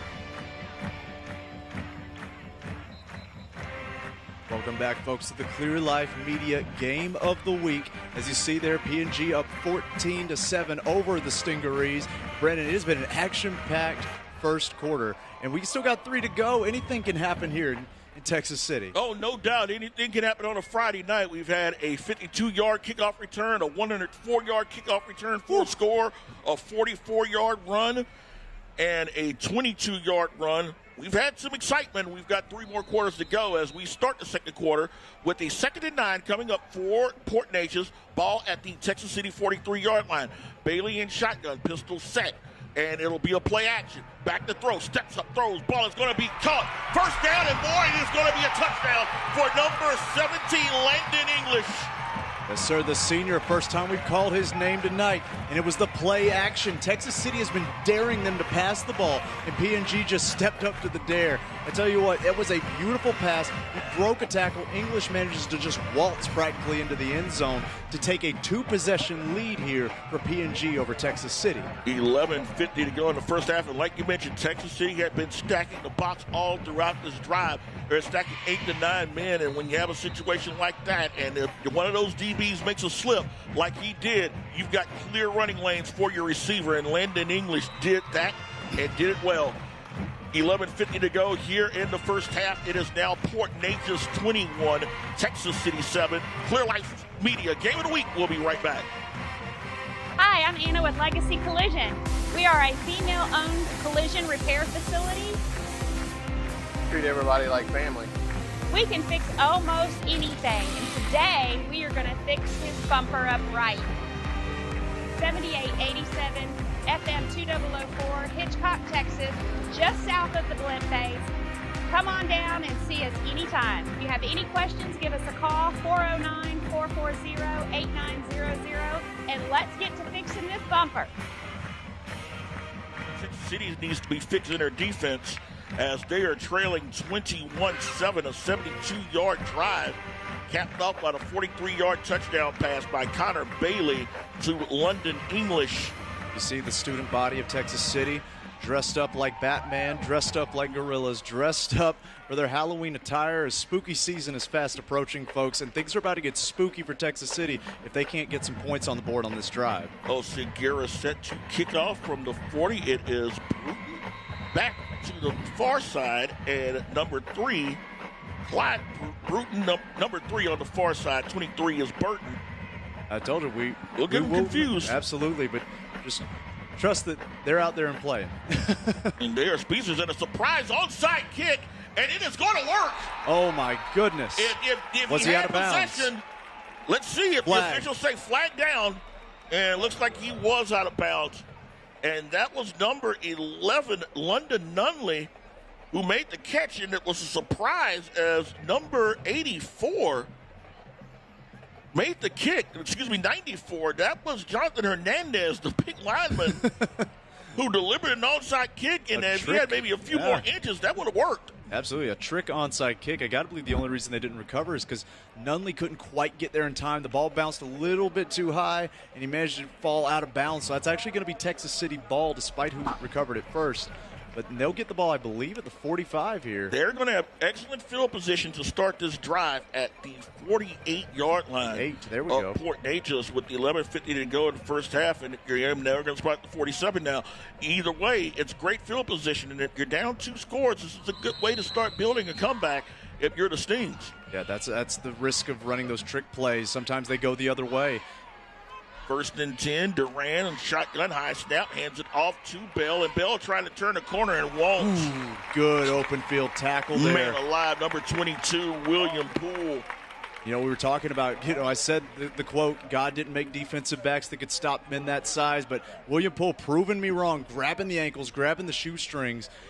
We need to see Bell get more out into the open field because I believe he's going to win that matchup. He didn't win it there, but I believe even though now we have a second and about 12, I believe he's going to win that matchup 9 times out of 10 against the secondary. But so far, they're proving me wrong over at Port Neches. Exchange of personnel for Texas City. Number 32, Trey Lampkin Jr. comes in as an H-back. He's a freshman. Number of youngsters coming in for the Stingers. We've got 3 freshmen on the roster, and a timeout by Texas City with 11:02 to go in the first half. We'll go ahead and take the timeout with them on the Clear Life Media Game of the Week. At Gartner Coatings, we set the standards. At Gartner Coatings, we set the standard. I set the standards. At Gartner Coatings, we set the standards. Yo establezco los estándares. At Gartner Coatings, we set the standard. I set the standard. At Gartner Coatings, we set the standard. I set the standards. Yo establezco los estándares. At Gartner Coatings, we set the standards. At Gartner Coatings, we set the standards. And welcome to Gartner Coatings. Welcome back, folks, to the Clear Life Media Game of the Week. We appreciate you all so much for joining us. We want to give a special shout-out to Amy Davis-Vital in the comments section saying, let's go, Joey. Got to believe you're cheering on Joey Duran. And, of course, Stephanie Martinez saying, sting 'em. Thank you all so much for joining in. And, again, thank you so much to our sponsors over at Gartner Coatings. You saw their work there. They said they bring the standard, and that's the standard that's expected here on this Texas City offense. Let's see what they can do on 2nd and 12. 2nd and 12 as Duran awaits the snap. Will drop back, rolls out to the far side, looking, has pressure, steps up, throws. Ball is going to be caught. Number 11, Noah Hunter with the reception. Caught it in traffic. Will move the yardage to around the 43-yard line. So a pickup of 6 on that play will make it 3rd down and 6. Absolutely, and let's not make any mistakes about it. The Texas City offense has done a little bit, in my mind, doing a little bit better job passing than actually running. And don't forget, they were fingertips away on the first quarter from having a huge strike downfield for a score. Maybe try to keep passing the ball until you can open something up for Bell. Man in motion to the far side. They'll fake the screen over the one. Intercepted! He kicks, he stops plays, and he catches interceptions. We're talking about Jonathan Hernandez, number 94. Absolutely. He read the screen the whole way. That's the trick on the screen when you have these aggressive, big defensive linemen trying to get to the quarterback. But Jonathan Hernandez, he's the junior, but he played like a senior. He stepped back, he watched the screen, he followed the running back, didn't fall for all the motion, and intercepted the pass. It's a defensive lineman's dream to get that interception. 1st and 10 for Port Neches. They will have the ball at their own 43-yard line. And right now, Texas City is in deep blue sea right in territory because you don't want to get caught in having the blood in the water and having your opponent smelling it. Absolutely. A full moon rising up over the stadium as we see PNG looking to make this a blowout. Play action. Hunter pumps, steps, throws, looking downfield. Ball is going to be incomplete. Good effort there by the Stings. That's an interesting call there because I got to believe the ball was thrown. If it was put a little bit out in front, it's a touchdown. But because it's a shorter pass, we see some PNG fans over here a little upset. Could have been pass interference. I don't think it was personally because the ball was thrown so short. And here's another thing too, Brandon. That ball was put in the air. That was a very clearly designed route. It was put in the air before the cut was even finished by the receiver. Good play by number 5, Marquise Thompson, to keep number 11. That is London Nunley away from the reception. So 2nd and 10 coming up. They'll hand it to Wynn, and Wynn is going to move the pile for a little bit. He'll gain about 2 on that play. So a 3rd down and 8 coming up. 9:18 to go here in the first half as Port Neches is trying to build on a 21-7 lead. Absolutely. We're seeing it. Port Neches not afraid to pass, not afraid to throw. And we're seeing it also on the other side a little bit more from Texas City as the run game has been sort of snuffed out, shut down. So we're seeing a little bit more passing. But from the beginning, PNG has had both options available, and that to me has been the difference. Obviously, the turnover a big part as well. We'll officially call it 3rd down and 8 at the 45-yard line. Bailey waiting with Wynn in the backfield. He'll drop back. steps up, has time, throws. Ball is going to be caught by number 84, Port Neches. That's Noah Washington, senior wide receiver. And he's going to be a bit short of the first down. I think they might spot at 49, and he'll bring in the punting unit. Team, yeah. I was wondering because you could put the nail in the coffin early in this on the eve of Halloween season. It's one of those things where what do you do? But very, very fortunate Texas City. The defense bails out the offense and keeps points from being put on the board after that interception. So Nunley back to punt for Port Neches, scouring back deep, lines up around his own 15, and it is going to be a punt that will bounce end over end, and will die down at around the 23-yard line. So the Stings will start this drive at their own 23 with 7:55 to go in the first half. They're trailing 21-7 to state-ranked Port Neches. Still anyone's ball game, but if you're Texas City, you want to try to get the offense clicking, especially the run game, which outside of a big bell run early has been pretty quiet. Absolutely. We might take a quick commercial break if we have time. Thank you for joining us here at the Clear Life Media Game of the Week. The ACU V Banking app allows you to open new accounts, apply for loans, ask questions, or get help. Now take your bank with you everywhere you go. ACU of Texas and V Banking, bringing the branch to you. Back to action, and it is not Bell, it's number 23, Maurice Burton, tripped up as, again, Port Neches able to just take the corner away from Texas City's ground game. Absolutely. It's all night. It's been PNG being the team to step up and initiate the contact, being the team to win at the line, and that's been the difference. We talked about how the offensive line looks so massive and so big, but in my mind so far it's been that defensive front seven for PNG that has been able to assert their dominance, and they're the ones that have really changed the tide, even as far as getting the interception on the previous drive. 2nd down and 8 coming up. Shotgun back. LB Durant looking, scrambling, trying to turn the corner. Does. Here we go. The 30, 35, 40, to around the 43, maybe the 44-yard line. So Joey Durant taking matters into his own hands.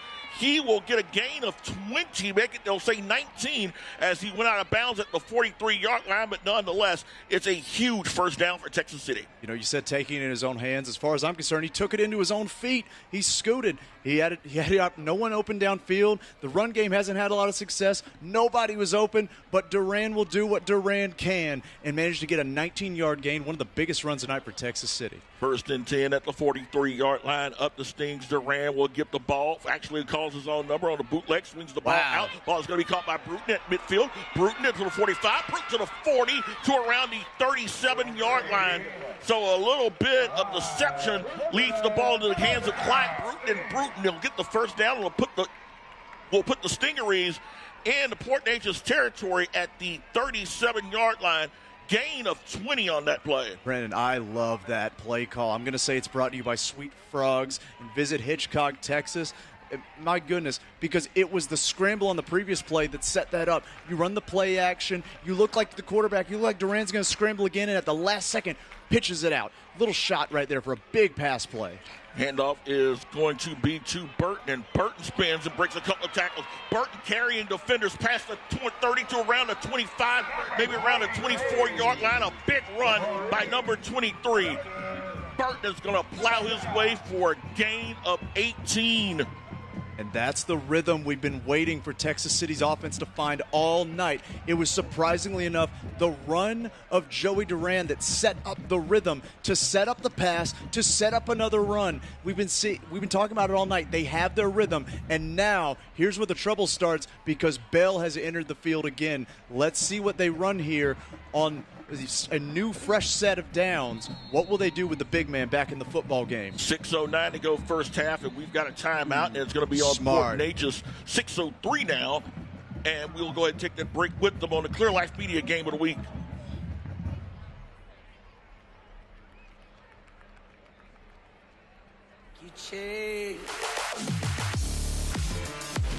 Texas Pit Stop BBQ is now open in Texas City. With additional locations in Galveston and Lamarque, this award-winning barbecue prepares you for whatever comes your way. Dine in, on the go, and catering. Texas Pit Stop BBQ never takes shortcuts and always brings the heat. Work hard, train hard. I'm about to knock out this barbecue at Texas Pit Stop in Texas City. Oh, look at that view. A beautiful moon on a beautiful night here in Texas City. Last Friday of September. My goodness, we are approaching, for some people, the jolliest time of the year. Some people love Halloween. I'm one of them. You know, it's kind of been one of those spooky season nights. I said it earlier, a lot of things have happened. We've had interceptions. We've had 104-yard kickoff returns. And now I want to say real quick, I love the timeout from head coach Sorry, I apologize. Jeff Joseph. Jeff Joseph, thank you so much. I love the timeout from Jeff Joseph to slow down that rhythm we were talking about. It kind of gets that defense settled in. Here we go. Swings it out again. It's going to be incomplete. Lowe actually had room. Was again looking for Bruton, but the ball was low and incomplete, so it'll be a 2nd down and 10 coming up for the Stings. Yeah, and that's one of those things, too. The quarterback was feeling good before that. He had a little bit of a run. He had those short, zippy passes off the play action, and now it gets slowed down because of the timeout. It kind of slows down, kind of cools that adrenaline off. It works. It's a two-player sway in a sense. And it's just the timeout has really upset the rhythm of the offense. Let's see if maybe Texas City can get it back under them and make something happen here. Bell, the soul set back with Duran, and Duran rolls out, looking. Evades one defender, gets past a couple, flag is down, and Duran is pushed out of bounds at around the 22-yard line. So he'll gain of 2, but there was a flag down, and that's probably going to go against Texas City. Yeah, it looked like Bell maybe went a little low on the block there. And I tell you, Bell's been having a hard time with these chip blocks. When he hangs back and he has to defend the pass, those defensive linemen, those linebackers are getting around him almost every time. It might be why they're kind of subbing him out every now and then and maybe open up the pass. You called it. It's an illegal block. And that is going to be huge, and that is going to knock Texas City way back. Yeah. The ball is going to be spotted now at the 37-yard line. Brandon, that's about the 3rd or 4th time I've seen that from Bell. You know, he's a fantastic runner, but he's having a hard time with these chip blocks. Like I said, I've seen that a couple times now. Didn't want to call it out because it wasn't affecting the play too much, but now we see when it does. My goodness, 3rd and a mile here for Texas City. You've got to get the ball to the to the 17-yard line. So officially it'll be a 3rd down and 20 coming up. If we can't count it on our fingers, folks, my Alabama education will fail me. My goodness, let's see what happens. I got to believe they're putting this ball in the air. 3rd down, and it will be Durant stepping up, looks up, throws downfield, and that ball is going to be intercepted. Just wobbled right into the arms of number 28, Reed Richard. So one of the team captains making a big play as that Sting drive ends with the turnover. Durant's 2nd interception of the night. The only good thing for Texas City is that ball lands at the 2-yard line. So in a way, it kind of works as a punt. Absolutely. You know, that's kind of what you got to preach to the defense is to step up now. Don't hang your head. Don't get discouraged. It is the same result as a corner punt. You got what you needed as a defense. Duran had the single man in coverage downfield. Ball just needed a little bit more mustard on it. He didn't quite have it because of how far back Texas City was from the penalty. It all accumulates, folks. It's a game of inches. We say it every week. The ball just needed a little more stank on it, if you will, and it did not get there. So now PNG backed up for their own end zone. Let's see what happens. Did not help that he had Hernandez nearly burying him as he tried to release the ball. So 1st and 10, Port Neches at their own 2-yard line. And they're in the Wildcat. Ball is loose, and that ball is going to be swarmed in a safety. Johnson could not handle the snap, and by the time he was able to pick it up, there were about 5 black shirts awaiting for him, and he had no choice but to just fall on the ball and take the 2 points. So Texas City, that interception turned out to be a blessing in disguise, Clay. Absolutely. As it's now 21-9 with 5:40 to go here in the first half. Absolutely, and make no mistake about it, that safety is brought to you by BNO Construction because you want to talk about safety. That's the kind of thing you need. Muscle Cars of Texas, United Way, Galveston County, Mainland. And Brandon, that safety right there was the same. It was the same formation that they scored 2 previous rushing touchdowns on. They thought they had a safe mark, and it turns into a safety for Texas City. Stings getting a much needed break there. as the safety cuts the deficit to 21-9.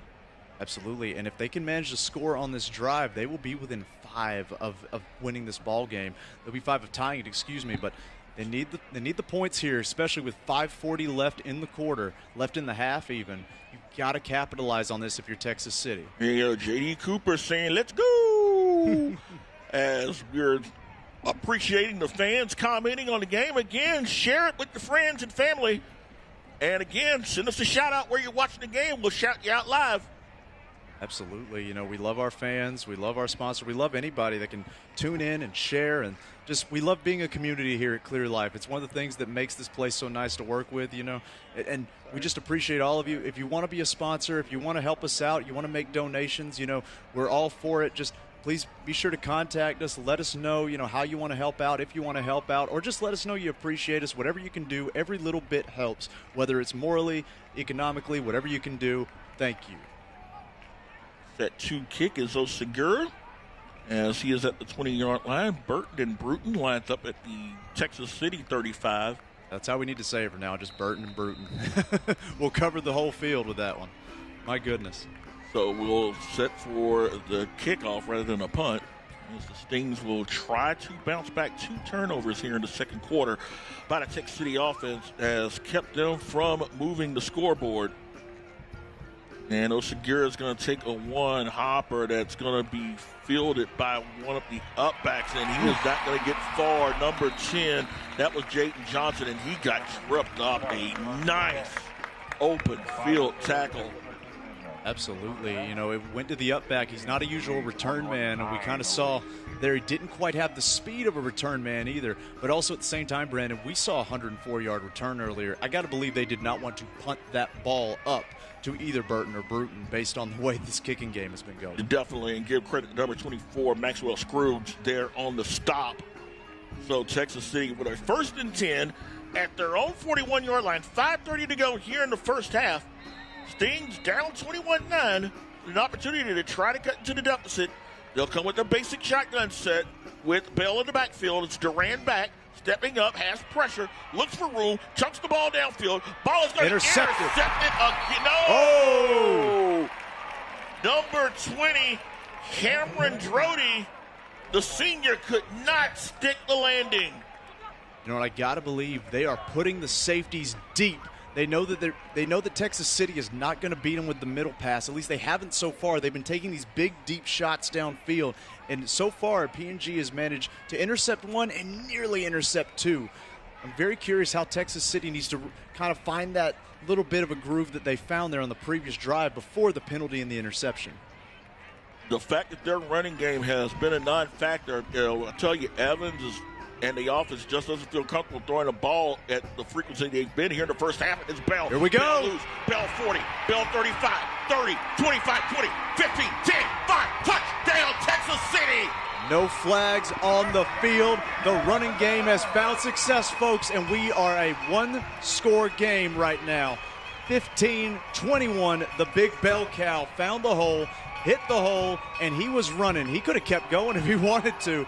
My goodness, Brandon. 59-yard run by Caleb Bell, and that has the Stingray fans up and shouting as they will await the extra point from number 46, Anthony Sanchez. It just seemed like right on cue. You're wondering about the problems of Texas City's run game. Caleb Bell said 59 yards later, no problem. Absolutely. Snap is up, and the kick is going to be good. And a new score with 5 minutes and 11 seconds to go here in the first half. It is now Port Neches 21, Texas City 17. 16. 16 will get it right. Bad math. 21-16 on the Clear Life Media Game of the Week. Coatings, we set the standards. At Gartner Coatings, we set the standard. I set the standards. At Gartner Coatings, we set the standards. Yo establezco los estándares. At Gartner Coatings, we set the standard. I set the standard. At Gartner Coatings, we set the standard. I set the standards. Yo establezco los estándares. At Gartner Coatings, we set the standards. At Gartner Coatings, we set the standard. And welcome to Gartner Coatings. Back folks. The Clear Life Media Game of the Week. We saw that full moon earlier, and Brandon, it might as well be the witching hour with all the craziness we've got so far in the first half. Ooh, and I'll say like Dunny Sprott just said on the message board, ooh-wee. Nice run, Bell, 59-yard run. And just when it seemed like Texas City's offense could not find its gear, Caleb Bell decided, just give me an opportunity. The O-line opened up the hole, and he did the rest. 59-yard score, and it's now 21-16 with 5:11 left in the first half. My goodness, it's been a great ball game, and now it is a 5-point ball game here. Oh, man. We thought it might be on the verge of a blowout for a second there, but, you know, your key players make key plays in key games, and that's what we saw right there. Johnson and Richard back deep for Port Neches.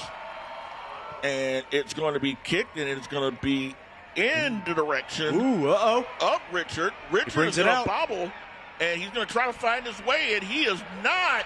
He's going to be swarmed by a host of stings. I don't think they'll say safety, but he is going to put the Indians in a very awkward field position. Yeah, it will not be a safety. I believe they'll have it on about the 2 or 3 yard line because it was because of forward progress. Remember, folks, for it to be a safety, and this is important for the coming up drive, it is not the ball that matters. It's not like a touchdown. The player's body is actually what matters on a safety. If a player gets a fingertip out of bounds, it's not a safety. So we'll see what happens, but they have to, if Texas City wants to have a continued momentum swing, because I feel like they have the momentum right now, Brandon, they have to get through the line. They have to do something right here. And PNG will not go back to that same Wildcat set they were on before. They're going to go to their regular shotgun here. It'll be Wynn, number 33, and Bailey, the quarterback, back deep at their own 3, 1st and 10. Got to figure it'll be Wynn, and it'll be Wynn with the hole momentarily. Steve stuffed that one. He might be looking, he got a yard. What hole, said that Texas City defense. I believe that was number 6, Cameron Greif.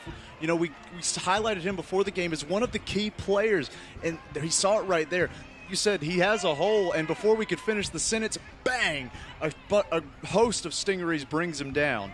Ryan Massa saying that safety did not want to get on the tracks with that Bell train hitting at him. Like we talked about, sometimes you got to make career decisions, and that DB made one. 2nd down coming up, 2nd and 9 from the 4. And Stingery jumps off sides, and that is not what you want at your TC. And Brandon, we've seen it early.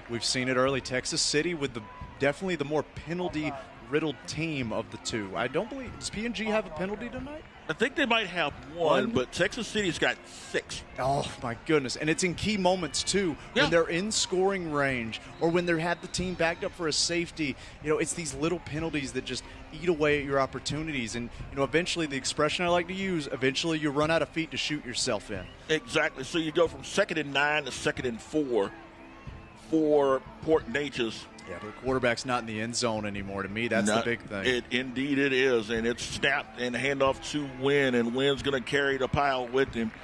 Should have enough for a 1st down, and does, as he gets the ball to around the 15-yard line. So a gain of 6 by Wynn.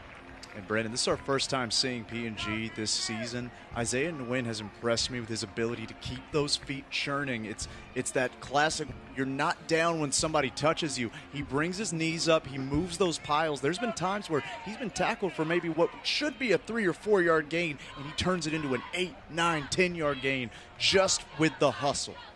1st and 10 for Port Neches at their own 15-yard line, 4:05 to go here in the first half. Man in motion will go to the far side, and it'll be a pitch to Wynn. And Wynn looking to turn the corner, does. 20 to around the 25. A huge face mask tackle on 15, if you will.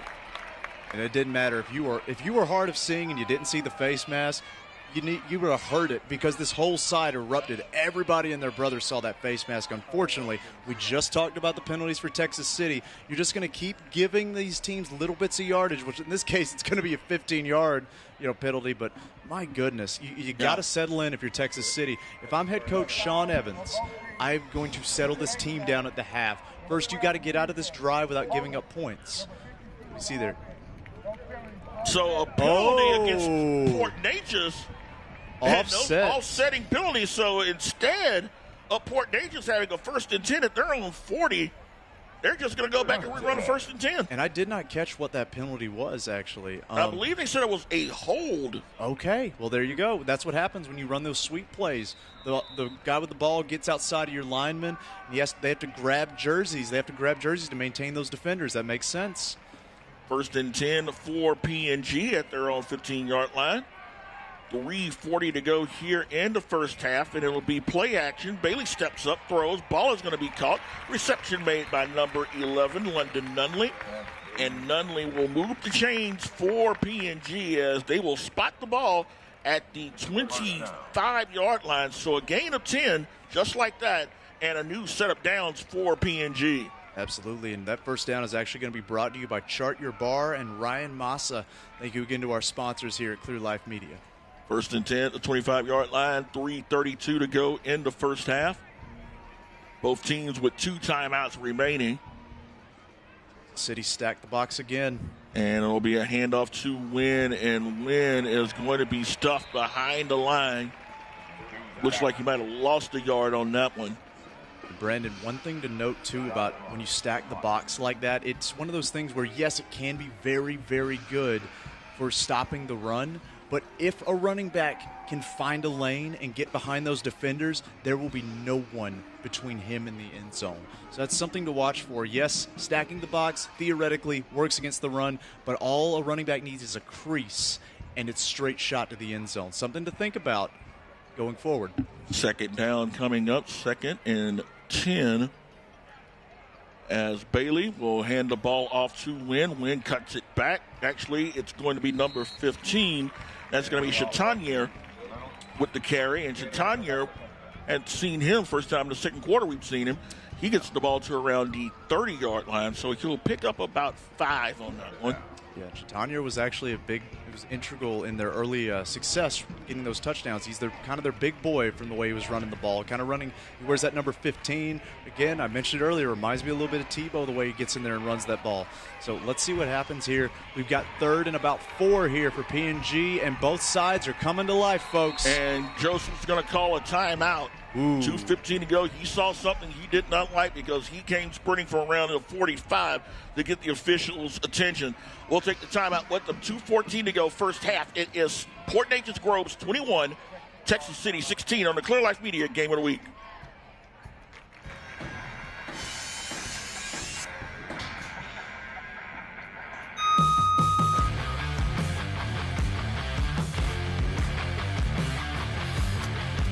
Hi, my name is Ryan Stubbs, president of BNO Construction, located here in the heart of League City, Texas.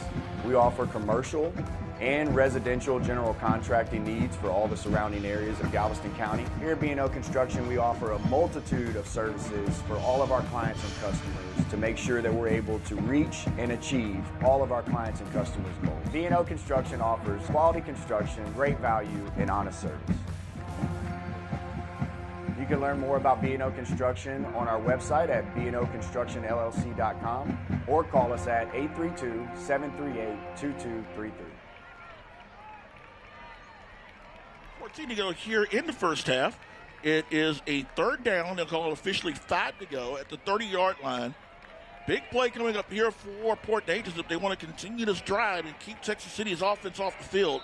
Absolutely, and they have 1 timeout left, Brandon. So they've got some wiggle room, but they need a first down here to keep this alive. Bailey trying to hard count, trying to draw Texas City off sides. It's worked a couple of times this evening. Smart. That's smart to go out there, and now I think he's actually going to get the play, and let's see what happens. And it's going to be play action. He'll step back. Jailbreak. Pressure. He's just going to throw the ball incomplete. Stings. That was Hunter, number 11, with serious pressure.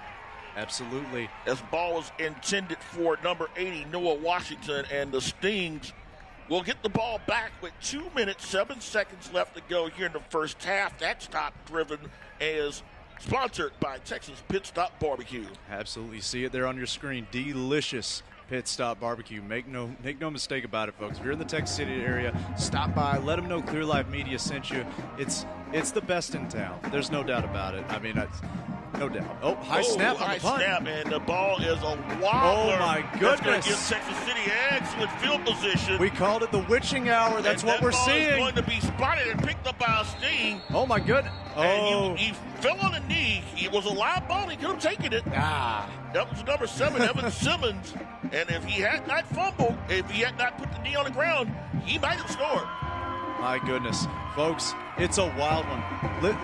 Listen, even if you know someone that's just a fan of football, please, I'm asking you as your commentator, as your friend in football fandom, get them on the phone. Let them know that they're missing a great game, a crazy game, a wild game. If you just enjoy football, Texas City and PNG, we're having a fun one here tonight. No doubt, a state-ranked team up against a squad that is undefeated in their backyard, and an opportunity to take the lead here with 1:43 to go in the first half. 1st and 10, ball at the 33-yard line. Duran rolls out, steps up, rolling, steps up, and will just throw that one away. Flag. I believe there was a hold there from the direction Duran ran away from. We talked about it earlier. When you move outside the tackle box, those offensive linemen have to reach and drag. And unfortunately, Texas City again, and it's on these short field situations, Brandon, they're causing them to have to back up and give up this excellent yardage here. A hold on Texas City, their 7th penalty up the first half. Oh, my goodness. And the majority of those have been of the double-digit variety, so now facing a 1st and 20 is Texas City. This is after that punt, a beautiful break for TC. Yeah, absolutely. Important Etches is trying to give it to him, trying to keep Texas City in it, and Texas City is kind of, again, you run out of feet to shoot yourself in. They need big plays now to make this a closer ball game. So 1st and 20 at the 43-yard line now. Watch for the deep pass. If I'm PNG, I'm backing those safeties up. Duran will try to call his own number, evades one defender, can't evade a 2nd or 3rd. He will gain about maybe nothing, but to the line of scrimmage as Hernandez finally wrapped him up. Absolutely. It's a little shimmy and shake there. They've got 2 timeouts left. We're coming up on 1:20 left on the clock. Let's see, as Texas City does a little bit of a personnel change here. We do not have a number 9 on our depth chart, Brandon. Do you have? I do not have a number 9. Okay, because that's about the 3rd or 4th time I've seen him. If somebody could get that to us, we'd greatly appreciate it. If you can't, we apologize to the players, but because he's been in on 1 or 2 plays so far, we just do not have his kid number. lining up as an H-back. Yeah. As it's a 2nd and 20 for the Stings. Hand the ball off to Bell, and Bell trying to turn the corner, does 40 to around the 35-yard line. So he'll get some of those yards back. They'll spot him at the 36. So he'll pick up 7 on that play. Absolutely. And Brent, I know this is wishful thinking in a sense, but if you don't get the penalty on the previous play, then that's actually a 1st down right there, and that'd be a big step up for Texas City. But, you've got, what is it? It looks like they're saying it's going to be about 3rd and 12 here, 3rd and 13. The 3rd down and 13 coming up at the 33. Actually, it'll spot it at the 36-yard line with 46 seconds to go in the first half. Big play coming up here to end the first half. Brought to you by Galveston College. Duran in shotgun. He'll roll out, has pressure, and it's going to be stopped. Thought he could fool the PNG defense, and they shut him down. Number 94, Jonathan Hernandez, there with the tackle. No gain on that play. Clock continuing to run down, so it'll be a 4th and 13 with 27 seconds left. I would venture that Coach Sean Evans is going to let the clock run down long enough to give his team enough time to run one more play here in the first half. Yeah, they have not been afraid to take deep passes downfield. And, and some of those have worked out in their favor in a sense with the interception turning into points regardless. But we'll see what happens here as it ticks down 6-5, and he is right by the referee. Timeout, Texas City. And we'll take it 0.8 of a second left. We'll take the timeout with them on the Clear Life Media Game of the Week. This is Bob, and this is Dave. Bob has a barcode on his forehead to dramatize how big banks see their customers as just an account number. Dave doesn't. That's because Dave's a proud member of Associated Credit Union of Texas. Bob has to sit in Houston traffic for hours to get to his bank. Dave has access to thousands of free ATMs and an award-winning mobile banking app. Be like Dave and become a member at acutx.org today. Don't be like Bob. Welcome back, folks. The Clear Life Media Game of the Week. 0.8 of a second left in the half. Texas City has the ball. It's 4th down. We got to believe we're just tuning in to see a Hail Mary. And, you know, we talked about it earlier, Brandon. Those Hail Marys work out a lot better when you have the bigger players. And so far, PNG has been able to sort of dominate defensively on the previous play. We'll wait and see what they have here as you'll venture that Duran's going to throw the ball into the end zone. And he's got the arm for it. They've taken some shots downfield. Maybe not as accurate as they'd like, but you got to believe PNG's putting all the players back near the end zone. Nunley is locked up at his 2-yard line as a deep rover. Corner blitz. Duran rolling out, looking, and is just going to go out of bounds, frustrated. And that is the end of a very entertaining first half. Fort Natchez Groves will take a 21-16 lead into the locker room against Texas City. We will take a break at halftime where you'll get the chance to enjoy the bands, get some first half stats, catch a breather, but come back and catch us here on the Clear Life Media Game of the Week.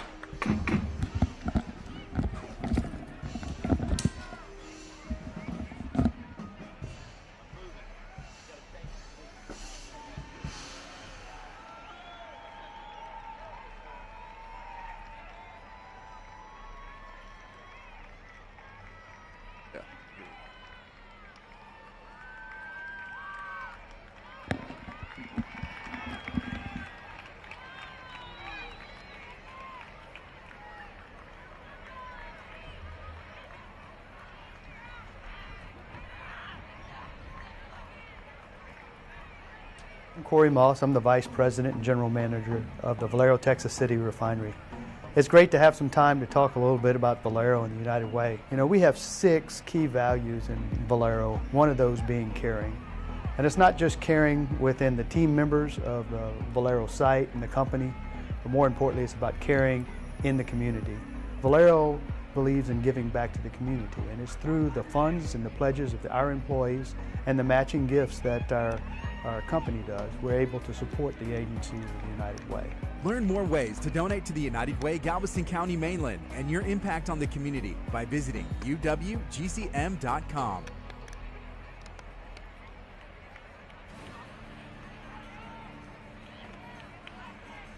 They are a beast. In the words of legendary announcer Mr. Tip Durham. 63 through 67 Corvette was my favorite. I think that's by far the sexiest looking car on the planet, even today. To fit all that stuff in that little package is tough, but we make it happen right here at Muscle Cars of Texas.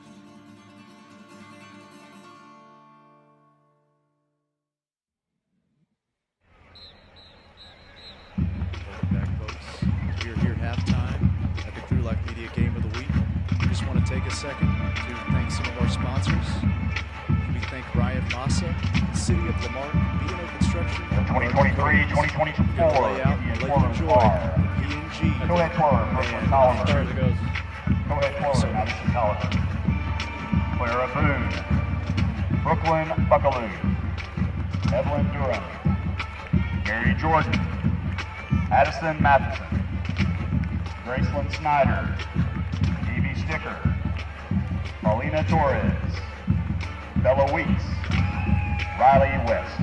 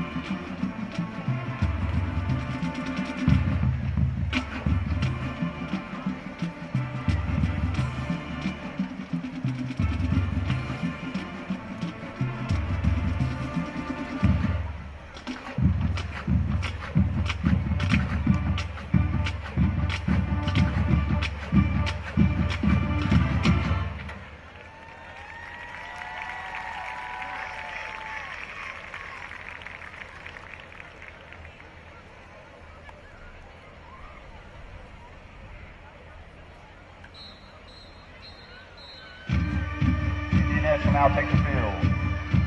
2023-2024 Indian officers from left to right are I can adjust the focal length slightly. Lieutenant So Lily I got it on the Segura. drums right now. Lieutenant Cameron Mercer. Lieutenant Reese Woods.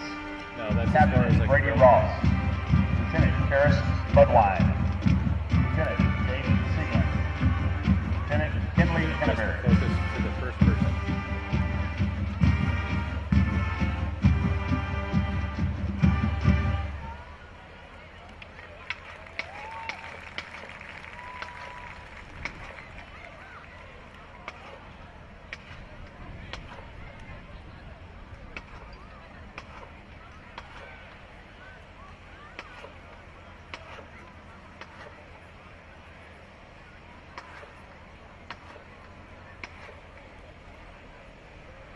The Indianettes will now perform a routine 2 on Broadway.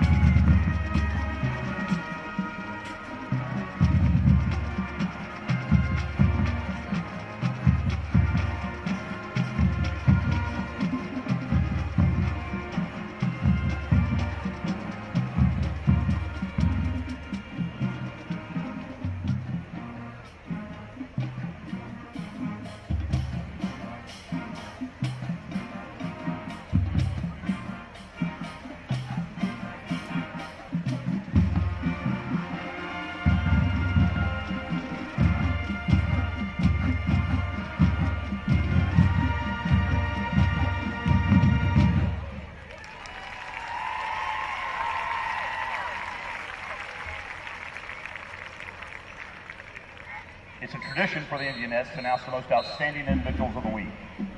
Kicker of the week is Casey Broussard. Indianette of the week is Kate Latoul.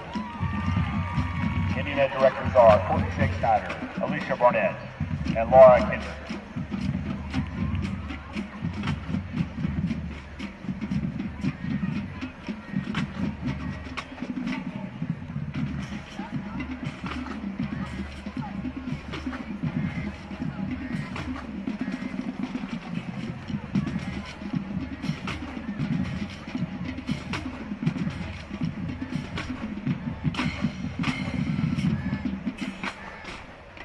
Band and Indianettes will now perform their halftime show to Bruno Mars' 24 Karat Magic.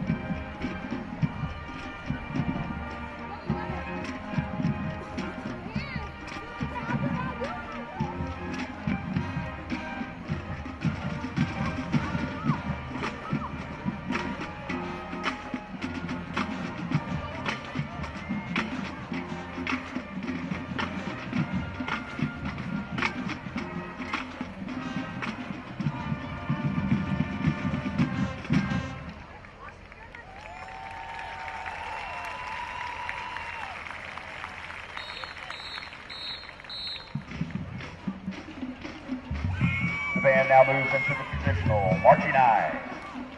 Band directors are Alex Wells, Cody Pridgeon, Stephen Corville, and Christian Griffin. The Indian choir sponsor is Catherine Westmoreland.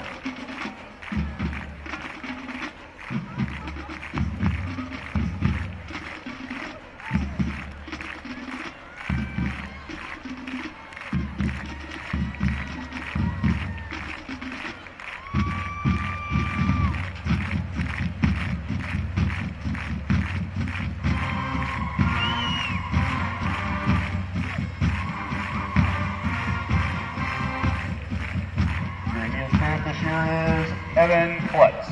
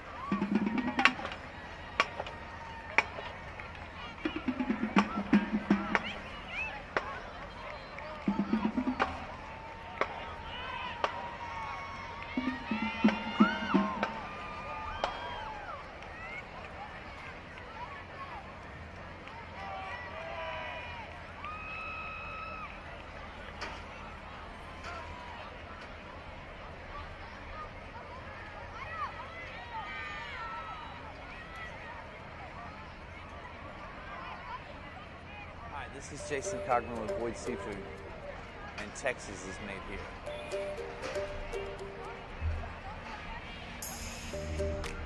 Here at Boyd's, it's not some place that you just pass by. It's some place that you have to distinctively go to. I mean, the only people that pass by here are fishermen, and usually fishermen that are going fishing, they're not too interested in crawfish. We had people coming from Beaumont, people coming from Huntsville, Dallas. I mean, we even I have a guy coming from Kansas. We couldn't do it without our wholesale customers. That's really when we started growing, was when we started really venturing off and getting a lot of other big customers like HEB and the BB's restaurants and a lot of the major chain restaurants here in Houston. But so this big half of a warehouse is where all the crawfish is processed. We do millions of pounds of shrimp through here year-round. It's not just during the season. With that, we have a huge freezer, 7,200 square foot freezer, 7,200 square foot cooler. Ladies and gentlemen, please help me welcome to the field the pride and joy of Texas City High School, the varsity and JV Stingerettes and their partners. Hey, Leo. Social officers are Secretary Maddie Owens, new member advisor, Brooke Parker. Yeah, it's actually really good. Event coordinator, Celeste So Rush. there's the mosquitoes that are good. Event coordinator, Alexis Hadley. Yeah, but it's looking Vice good. President, Ava Salinger. I guess it's President, going out. Rayanne Alvarado. Focus all day, but On Sunday, we'll fix everything, okay? Yeah. There's a few things. The military officers are sophomore Lieutenant Amaya Perez, Junior Lieutenant Austin Silberzan, First Lieutenant Abby Owens, First Lieutenant Ariana McGill, Lieutenant Colonel Alina Jaramillo, and your Colonel Kaylin Hayes. The Spirit Girl of the Week is Amaya Perez. The Varsity Stingerette of the Week is Avery Torres. And JV Stingerette of the Week is Cassandra Rodriguez. And now, for your halftime enjoyment, the Varsity and JV Stingerettes will be performing their cartoon-themed dance with their partners.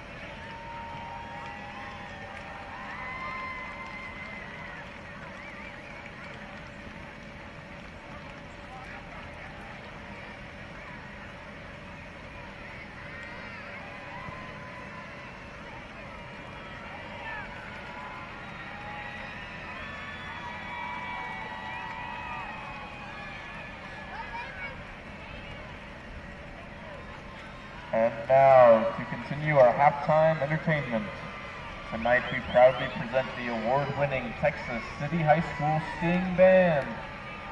The band is under the direction of Juan Ramos, Benjamin Giat, Michael Johnson, Melissa Anderson. Maybe they could kind of swing things back their way, take a lead. They found a way to kind of, in the way I phrase it, run out of feet to shoot yourselves in, and right now they just keep firing, and they keep backing themselves up, giving PNG the lead and letting them maintain that. Looking at some of the other stats, we've seen more passing than we originally thought. I thought that this would be a game where you'd be lucky to get 20 passes combined between the two teams, and in the first half, we've had 21 attempts. We'll take a quick look at Port Neches. Their leading rusher, no surprise, it's going to be number 33, Isaiah Wynn, 9 carries, 66 yards, and a touchdown. Also, Chase Johnson, 3 carries, 11 yards, but he's got 2 of the 3 touchdowns for Port Neches Groves. A quarterback, the sophomore, young Mr. Connor Bailey, holding his own, 6 of 8, 84 yards in the long touchdown pass. And there's also Chatanier, 3 carries, 22 yards for him. Looking at Texas City, Joey Duran, 13 attempts. He's completed 6 for 61, but he's got 2 interceptions that have really hurt him. They had Caleb Bell in check because prior to the 59-yard run, you take that run away from him, he had all of 6 carries for 29 yards. Absolutely, and to me, it's been the mix-up for PNG on that offensive side. They've been able to run the ball a little bit. They've been able to pass the ball a little bit. It's kind of kept that flow, and that's why they have the 21 points is the rhythm, and it's that balance on offense. Fortunately, Texas City, really, the most consistent running attack they've had has not been Bell. It's been Duran on the scramble, picking up 4, 5, and then we saw the big 19-yard chunk play that led to a 20-yard pass play. Those have kind of been the plays that have really made things happen for the Texas City offense, and they need to do a better job, in my opinion, my unexpert opinion, of getting Bell out in space and letting him get out there with those safeties, because like I said in the first half, he will win that matchup 9 times out of 10. Ain't no question. When you've got a big, fast back like Caleb Bell, you give him the opportunity to turn the corner and go into that next level when you've got 150, 160-pound defensive backs. That's a matchup those guys aren't going to win 95% of the time. So I would imagine that Coach Sean Evans is probably going to want to establish the run game a little bit more here in the second half. And, again, it's going to mean winning the outside game because outside of the long run by Bell, Port Neches' run defense has been very solid, keeping those plays in the inside runs in check.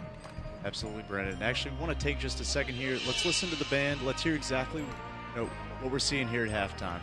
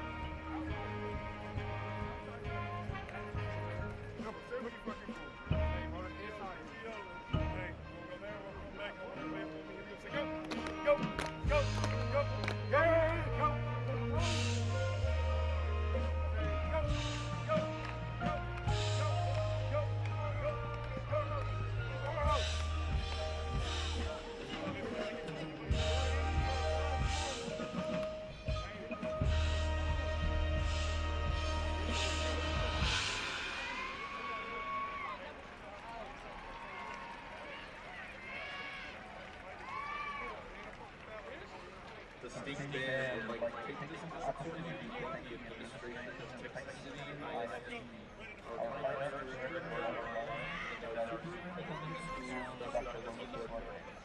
We would also like to thank the Texas City ISD Board of Trustees, as well as our managers, students, and student resources.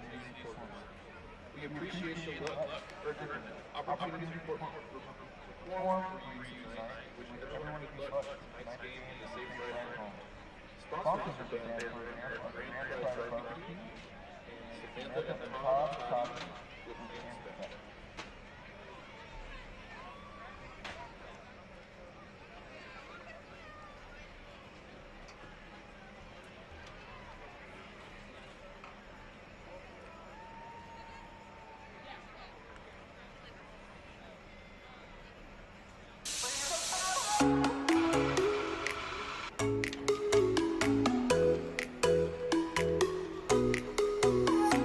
The Art of Coffee is family owned and operated, featuring sweet treats, local art, and always good vibes for all.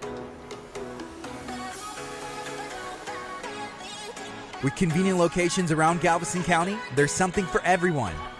Sweet treats, fresh coffee, good vibes. The Art of Coffee. Welcome back, folks, as we are winding down the half here. We get ready for PNG to take the field. We get ready for Texas City to take the field. Brandon, it has been an entertaining football game so far.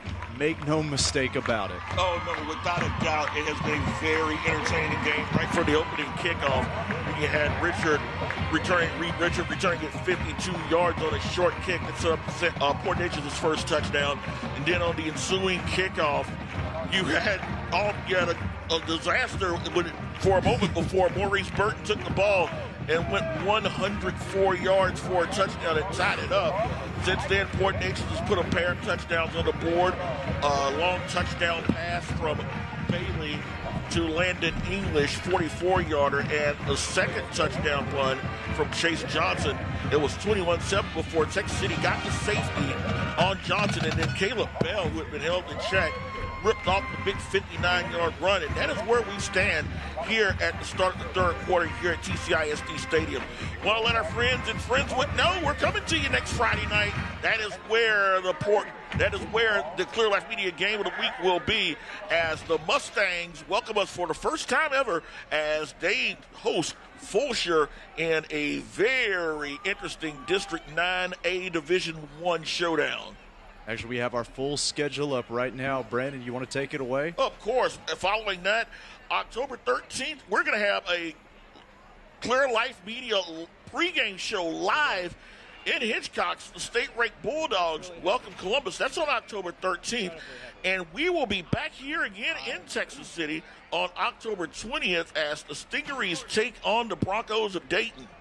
Absolutely. And, folks, we're getting ready for another fantastic game of football, another fantastic half of football. Fingers crossed. See what happens. Texas City, the big keys of this half, in my opinion, have to sheer up on these penalties. You have to slow down on the penalties. You've committed too many, far too many. Brandon, you had the numbers there. I believe it was seven penalties, 60 yards. My goodness, that's like a run game for the first half, is what that is. You basically eliminated your run game entirely just in penalty yardage. And so, for me, it's that, and for PNG, it's to continue to establish the dominance on both defensive and offensive fronts. Those linemen have to continue to dominate as we get ready to kick off the half. Segura will kick it high, and we'll put it 2-1 up the Stingaree up backs, and that is going to be number 5, Marquise Thompson. And Thompson is still on his feet and will finally be dragged down at around the 33-yard line, and that is where the Stingarees will start their first drive up the second half. Absolutely. Got to believe that Coach Sean Evans maybe has some plays scripted here. Let's see if maybe something that, that offense is used to running. They need to find a rhythm early and be mistake-free to start the half. One of the things that they have not really been able to do is take advantage of the speed that they've got against Port Neches. They tried the long ball, and there was the one play in the first half where Scourin was just inches away from what would have been either a long gain or a long touchdown. But other than that, the Stings have not been able to get their speedsters out there. They got to get the ball out in front of those receivers. A lie in motion, and it'll be Duran rolling back, cuts back, one of the receiver, looking, evades one defender, and gets down to around the 35-yard line. He'll get 2, tackled by Hernandez, who will have to leave for a play. Absolutely. Lost the helmet, folks. When you lose a helmet in football, you have to come out for a mandatory play. But good scramble there to make, something out of nothing for Duran. It could have been a sack, but he gets about a 2-3 yard gain. That's what we saw a lot in the first half, is Durand kind of making the magic happen there, making something out of nothing and getting those rushing yardage for what has been kind of a stunted Texas City running attack in the first half. Give credit to Port Nature's secondary. They have done a great job of containing the TC receivers. Handoff is going to be to Bell. Bell is going to spin past a couple of defenders. He takes a huge hit as he loses his helmet. As number 49 for Port Neches, that's Andres Fuentes. We called this number a few times, and he and Bell, man, I tell you, that was a collision. Yeah, a legacy collision, if you will. No doubt about it. And I tell you, that's actually what we expected more in the first half, is helmets flying off and cracking down on these players. But, you know, we're getting it here in the second half. You're getting a little bit of everything in this game, Brandon. 3rd down and 4 coming up for the Stings at the 39-yard line of Texas City. Durand rolling out, looking, steps up, throws, and is going to be incomplete. Had a man open, but just overshot Bruton.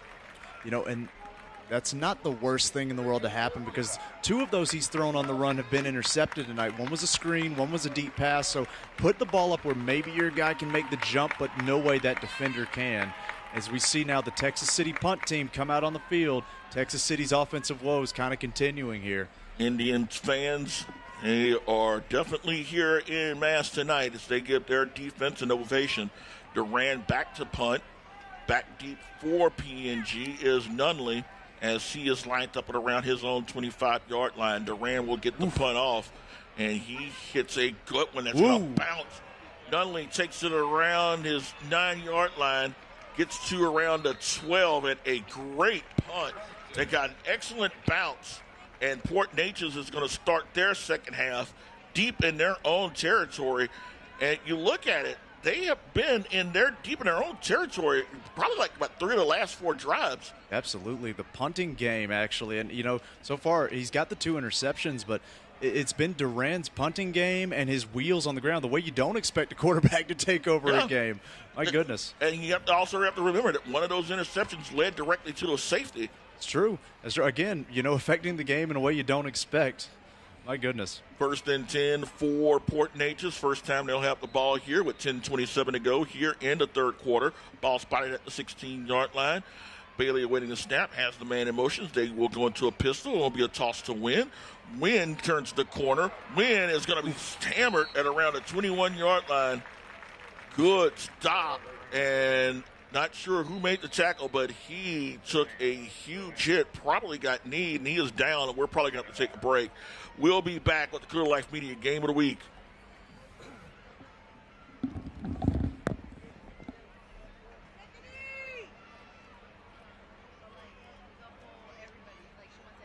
mind me. Oh my God. Don't mind me. Holy shit, you scared me. You know who this is? You're a freak. My name is Jaden Malia. Thank you, Texas City Lamarck Chamber, for sponsoring the Game of the Week on Clear Life Media.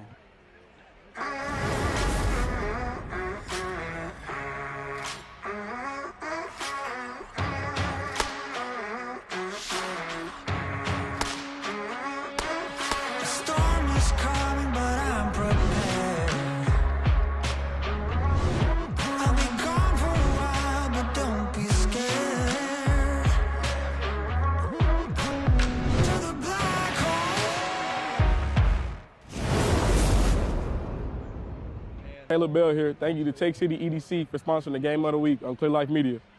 Hi, my name is Gina Welsh, and I'm the Executive Director at the Santa Fe, Texas Education Foundation. We are a nonprofit 501c3 organization. What we do, we support our teachers and our students. We have a diverse array of programs, from grants to classroom wish lists. We have an upcoming event on October 20th, our Skeet Shoot. So make sure to go to our website to learn more and register a team. We also have a new book and STEM bus, so please visit our website so you can learn more about that project and support it as well. I would really like to thank all of our donors who have made all of these projects possible. Please visit our website, www.santafetxedfoundation.org. Santa Fe, Texas Education Foundation. Welcome back, folks, to the Clear Life Media Game of the Week. Injured player was able to get off the field under his own power. It's always a good sign. PNG now has the ball. It is a 2nd and about 5, I believe, maybe 6. And we'll see kind of what they call here as they are pinned back pretty deep into their own territory. Ball at their own 21-yard line as Wynn in the backfield with Bailey. It will be a handoff to Wynn, and Wynn's got a huge hole. Wynn, 40, midfield, 40, 30, 20, 10, 5, touchdown. Brandon, we talked about it. We talked about it. When you stack the box, you only need a crease. And when you get that crease, the running back gets behind all of those defenders. There's no one there to stop the run. There's no secondary there. It's exactly what we saw. Everyone was playing foot race with a man who already had a full head of steam. Touchdown, PNG. 79 yards on the run with exactly 10 minutes to go here in the third quarter. And Wynn, who came into the second half with 66 yards on 9 carries, is well over the 100-yard mark tonight, folks. Extra point is good. Actually, he's over. He's exactly at 150 yards. Well, there you go. You had 71 on that before that carry. At 79, you get 150. Wonderful math. And that's beautiful math for Port Neches. It's now 28-16. PNG over Texas City with exactly 10 minutes to go here in the third quarter. The Clear Life Media Game of the Week will be right back.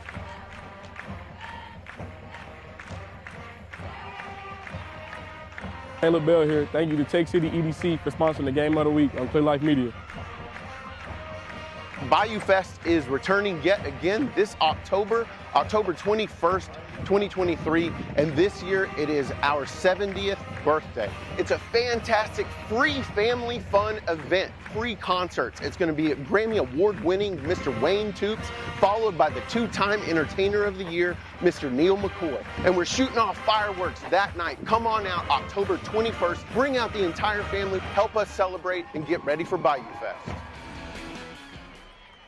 Folks, you saw there the city of Lamarque. They're going to be shooting off fireworks, but we're getting an early preview here. See a gorgeous shot of the stadium here in Texas City as PNG just scored again, 28-16 over Texas City. 2 plays, 86 yards, and all on the legs of Isaiah Wynn. Kickoff is going to be fielded at around the 28-yard line. I mean, he's not going to get much. That's Marquise Thompson again. This second kickoff returner tonight had a decent one on the first one, but not much here, as the Stings will get the ball back at their own 28-yard line. Actually, it was about a 28-yard line with 9:54 to go in the third quarter. Now, at 21-7, we thought that this game was on the verge of a blowout, but Texas City found their way back. Now they're down 2 scores again. Can they find their way back? Well, Brandon, in my mind, Texas City has a problem now because their offense has been spotty. They've scored sporadically, and it's hard to score sporadically when you're fighting from underneath. You can't stop the other team from scoring a bit more consistently. 28 points, nothing to scoff at. Texas City needs a big play right here. Duran rolling out, looking, can't find anything, still scrambling, and he will go out of bounds, probably gained about a yard. And again, excellent coverage by the Port Neches defense. Their secondary is doing a lockdown job on Texas City's wide receivers. Yeah, absolutely. Jaden Johnson had his hand up like he was open, but there was a corner right on his tail. And here's the thing. When the quarterback has already thrown 2 picks on the night, of course, one led to a safety, but that doesn't play into the quarterback's head because he's the one that threw the interception. He's not the one that got the safety. When you've already thrown 2 interceptions, you got to believe he's a little cautious when he sees White out there shadowing around the receivers. No doubt, as he will hand it off to Bell, and Bell is going to shake off the defender. Could not shake off the second defender as number 22 for Port Neches. That is William Poole again. Second time tonight, Poole has made an excellent open field tackle on Bell. Absolutely. He met him in the open field, got around the ankles. It's the old wrestling single leg. You put a shin, you grab their shin, you dig into it, you don't let them go, and eventually they're going to fall down. Excellent open field tackle. The secondary, like you said, William Poole is the safety. He's back there at the safety position, and he's managing to bring down, or actually I believe he's the cornerback, He is back there, and they're making the plays that the front 7 isn't making. Fantastic play. Third down and long, 3rd down and 7, and they'll hand it off to Bell, and Bell is going to get past the 35. Ball popped loose, but the whistle blew. bell was down. Ref says he was down, and he's got a better view than anybody. He's watching that ball the whole time. Should be enough for a first down. We'll wait and see. He's awful close. Ooh, I believe it's about a yard short. Oh, I believe it's about a yard short. 4th and 1 in a situation like this, you're going. As Texas City is going to bring some personnel in. Looks like they're going to bring their heavies. Is it the heavies or is it the punt team? Oh, looks like it's going to be the punt team. They are not going to go for it on 4th and 2. That's a huge sign of respect that Sean Evans is giving the Port Neches front line. But, Brandon, don't forget, the guy punting the ball is Joey Duran.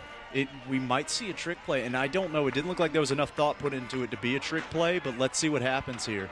4th down and 2 coming up. Duran will punt, and flags are down, whistle blows. And a delay of game, so if they were going to think about faking a punt, that definitely has changed their mind. So 8th penalty, 65 yards, and again, Texas City is doing a good job of beating Texas City. Oh, my goodness. And it's one of those games where it's starting to creep away from you, but you're also not doing yourself any favors. Oh, my God. And Texas City didn't even know where the ball was placed there. They just kept walking. They just assumed after all the penalties tonight that had to be a 10-yard penalty. Yeah. Oh, my goodness. Here we go. So 4th and long, Duran high snap. He will get it off. And the ball is going to bounce. Takes a huge bounce. My goodness. Inside the 10, inside, almost to the 5, down to the 6. Joey Duran. That ball did a tightrope act that would make the Ringling brothers jealous. That was incredible. They will spot the ball officially at the 9, but still, that ball was doing some serious Walendas. Oh, my goodness. Let's take a second. That punt was brought to you by Texas City EDC, Muscle Cars of Texas, and United Way, Galveston County, Mainland. Fantastic. Let's take a quick commercial break here. We'll be right back with the Clear Life Media Game of the Week.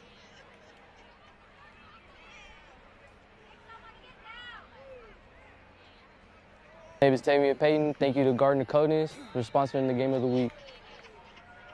My name is Justin. The ACU V Banking app allows you to open new accounts, apply for loans, ask questions, or get help. Now take your bank with you everywhere you go. ACU of Texas and V Banking.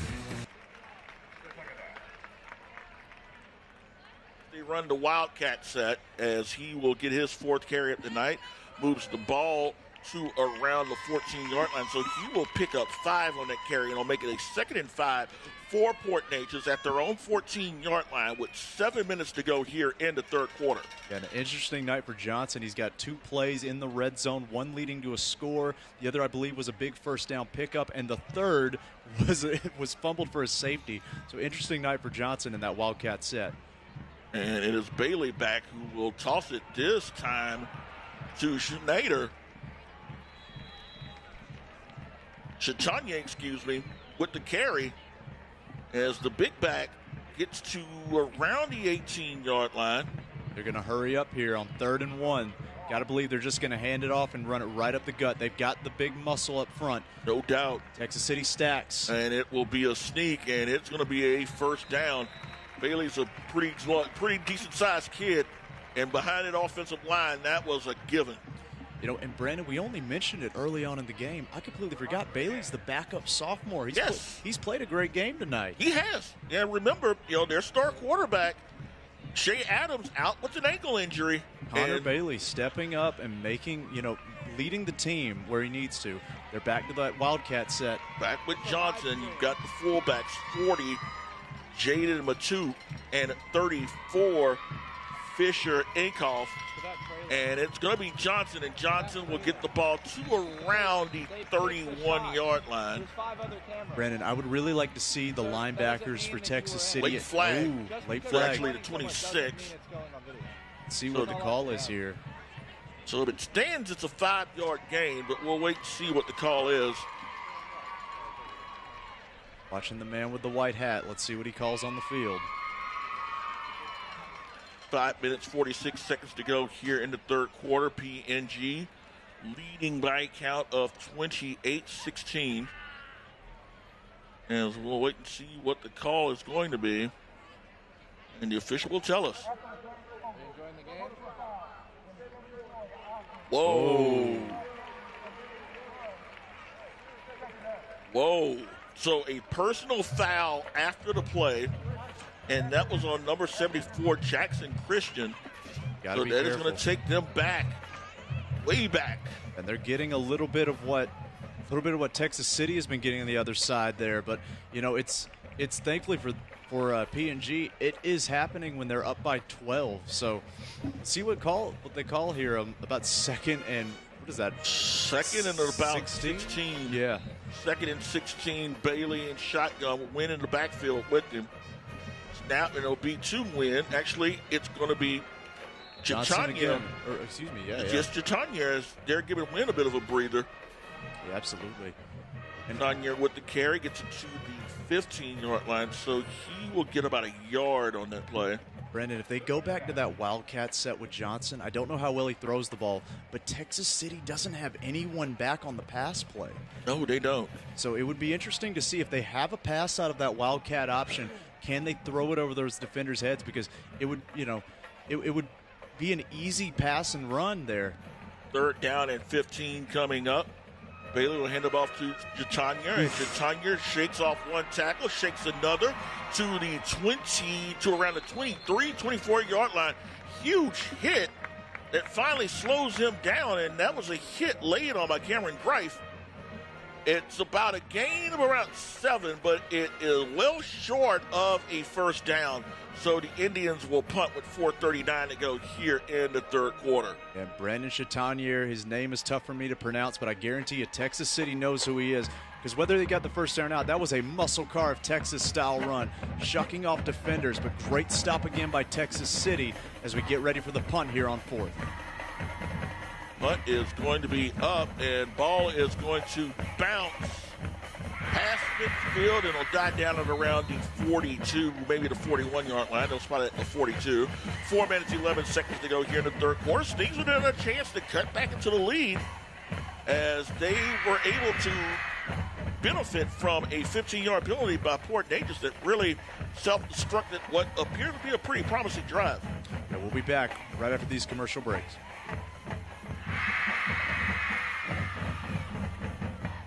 My name is Dylan Thomas. Thank you to sweetFrog for sponsoring the Game of the Week on Clear Light Media.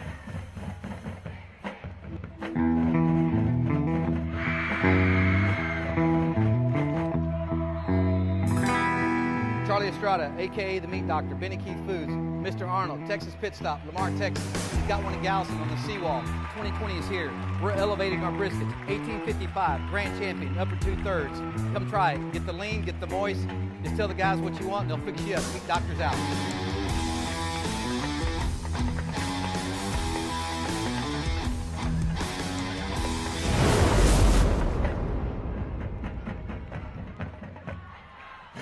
Brandon, I'll tell you what we missed during the commercial break. It was more of the same. In the immortal words of Stevie Ray Vaughan, William Poole is playing dirty pool there with a big stop on Caleb Bell on 1st down. And on 2nd down, the Stings don't get much. The ball was caught by Bruton, and Bruton was swarmed by a host of defenders. Number 24, Maxwell Scruggs, in that play. Also number 49, Andres Fuentes. We have been calling his name a lot tonight.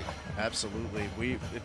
Make no mistake about it, Port Neches has came out in the 2nd half, and they are playing hard-nosed football. We're seeing it with the way they're running. We're seeing it with the way they're playing defense, not giving up an inch as we have a 3rd and 10 here. 3rd and 10 coming up. Durant in shotgun. He'll drop back. Has pressure, evades the rush, looking, throws, ball is going to be caught, and it's going to be a 1st down for Texas City. Reception made by number 24, Jaden Mala. He gets the reception, makes up for the drop he had earlier in the game, but it's a 1st and 10 for Texas City. Ball at the 43-yard line. Up Port Neches grows with 2:50 to go in the 3rd quarter. No doubt about it. And Texas City needs to construct a drive here, a B&O Construction drive, if you will. They need more of what they had previously, and they have to get a rhythm going. They need points on the board, and they need them soon. 1st and 10. It's going to be Duran back, looking, has pressure, goes to the near side, scrambling, looking, breaks one tackle, cuts back, and will go out of bounds at around the 38-yard line. So he will pick up about 4 on that play. And make no mistake, Joey Duran, with his legs, has really been the home run hit. Other than the big play of Bell and we had earlier, he's really been the one that's kept the rhythm. We talk about rhythm and establishing that. He's kind of the one that's keeping this offense going. Need to get more of those passes out in front, though, and try to keep that defense honest. 2nd down and 6 coming up for the Stings with 2:36 to go here in the third quarter. Ball spotted at the PNG 39. Bell in the backfield. Bell gets the handoff. Bell trying to turn the corner. Bell can't turn the corner because number 24, Maxwell Scruggs, and number 6, that's going to be Johnson. Chase Johnson. Chase Johnson there on the stop. Took the corner away from him. And what they're doing is sealing that outside. They're not letting Bell get outside like we talked about so that he can have the one-on-one matchups. The linebackers are doing an excellent job of sealing those edges, sealing the corners, not letting Bell get into open space again, forcing him to run into the weight of that defense up front. 3rd down coming up. Duran bobbled the ball, rolls out, looking for a receiver, looking. He's going to throw it. That ball is almost intercepted. Went through the hands of Mason Wungschel. Actually, I think Clyde Bruton might have had a chance to catch it. He had a shot, but he did not expect the ball to make it past the defender. Yeah, for a moment, it looked like Wungschel had an interception, but went through his hands. Bruton unable to pull it in. So a 4th down and 6 coming up. Got to venture that this is going to be a go-for-it opportunity for Texas City. See what they do here. It's always hard for me to tell because Duran, he's the punter. Yeah. So 4th and 6 coming up. Here we go. Big play here. Huge one coming up, and we're going to get a timeout. And it is going to be Port Neches taking a timeout. I think it was Texas City. Well, Texas City, okay. Yes. So the Stings will break up and kind of figure out where to go with this one with 2:22 to go in the third quarter. We will take a break on the Clear Life Media Game of the Week. Begin your path toward a rewarding career by enrolling at Galveston College. Choose from 50-degree and certificate programs. Galveston College, your home away from home. Learn more at gc.edu. Welcome back, folks. The Clear Life Media Game of the Week. It's been a great game so far. Right now, PNG leading 28-16 over the Stingarees, and we have got a pivotal 4th down here. Texas City needs to convert to keep their hopes alive. This 4th down play is brought to you, as you see it on the screen, by Gartner Coatings. 4th down coming up. Kenneth Marvin Brown saying, "Scalp them Indians, go PNG." Stephanie Martinez saying, "Let's go Stings." He's got the black and orange hearts and hoping that Texas City can get a 1st down here on a huge play. Pivotal moment here with 2:22 to go in the third quarter. Bell is in. Bell is in the backfield. You've got Scourin lining up to the outside. And it will be to Bell. And Bell is going to go forward. And Bell leaps, and he might be short. I believe he's short, I think, by about a yard. PNG has dominated the defensive side of the ball all game long. They do it again here on a pivotal 4th down. That stop is brought to you by Chart Your Bar and Texas City EDC. 1st down, PNG. A nice stop by the Indians as they keep the Stings from moving the ball. They keep them a yard short of the 1st down, and that drive is going to start at the 34-yard line with 2:15 to go here in the third quarter. Texas City needs to make some magic happen here on defense. They've got too many men on the field. Back into that Wildcat set. Again, watch for the pass because look how many Texas City defenders are up on that line. If they have a pass play, this could be a huge mistake here by the defense. We'll see what happens. And it's Chatanya in the backfield as the Wildcat. And he will call his own number, and he is going to be stuffed. Battles was the first man there to slow him down. He might have got to the line of scrimmage. Actually, they're going to credit him for a yard. So make it 2nd down and 9 for PNG as we're inside 2 minutes to go here in the third quarter. Yeah, they'll swap back to the regular offense now. They did not pay for that stacked defensive front. Instead, it plays right into the hand of that defense. Good stop there. 2nd down and 9. They'll bring the regular personnel back in. Bailey back in at quarterback. Wynn in at running back. Watch for Wynn. He's had a big night so far. Einkoff is the fullback. And the handoff to Wynn, and Wynn is going to be stuffed.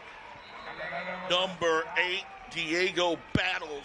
He's the heart of this defense, Brandon. I tell you, every play he's up, bumping his chest, fired up. Even if he doesn't make the play, you can always see him hopping around in the background. Keep an eye on number 8. He is absolutely, in my opinion, the heart of this defense, the fire of this defense at the very least. Battles also number 11 in there as well. That's Noah Hunter, and Hunter's had a couple of stops here this evening. No doubt about it. Big third down here. Texas City needs a stop. Third and long, facing the Indians. They'll go a shotgun set. Bailey back, steps up, throws, and that ball. Oh my goodness! Ho ho ho! Scourin had the pick and it just popped out of his hands. Brandon, Cade Schecksnyder, he was the defender on that play. If he hadn't run into the defensive back, that's an interception. My goodness. It's again, we talk about the witching hour. That's what it's been. That's what I'm christening this game, folks, because we have seen a little bit of everything, a lot of craziness here. Fourth down coming up as the Indians will punt. Nunley will handle the punting duties. Scouring back deep, and it's going to be a punt that is going to take a bounce that Scouring's just going to let go wisely. He thought about it, though. He thought wisely. Yeah, good call by Scouring. Let's take a quick commercial break. We'll be right back here with you at the Clear Life Media Game of the Week. My name is Sean Creer. Thank you to ACU of Texas for sponsoring Game of the Week on Clear Life Media.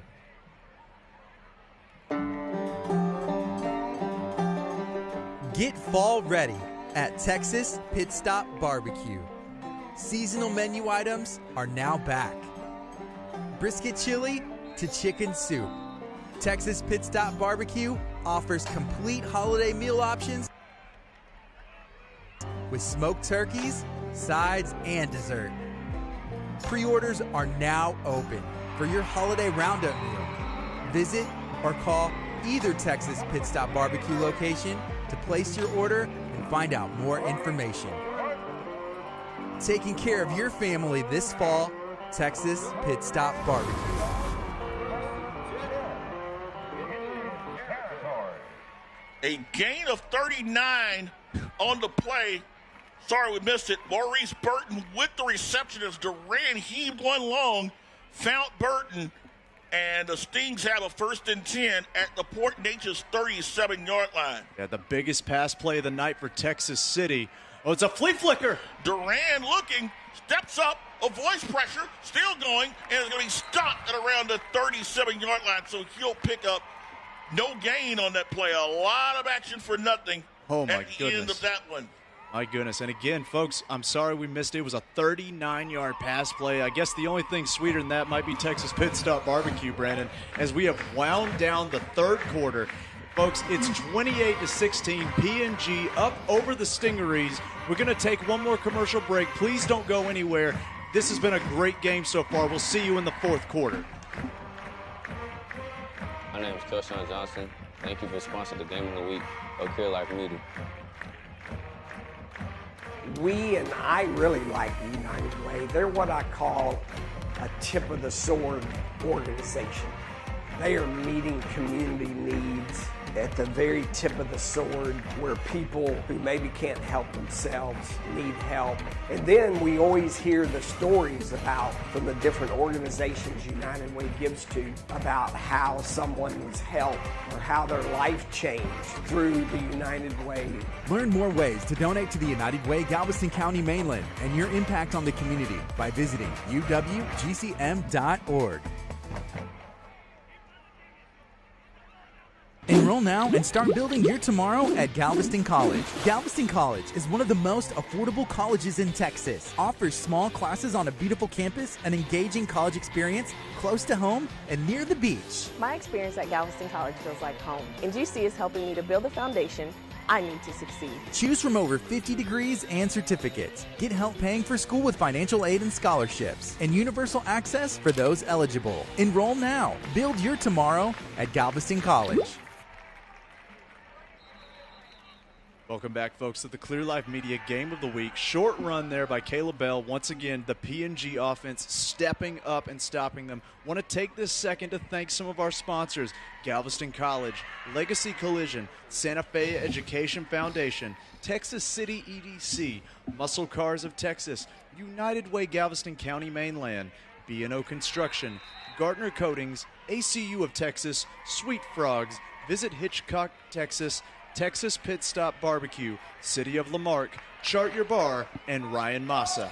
Back to throw is Durant. He will look. Middle screen is going to be caught. And a first down and more. And that is going to be a touchdown for Xavier Scroton. He had come close a couple of times this evening, and there is no stopping him on that one.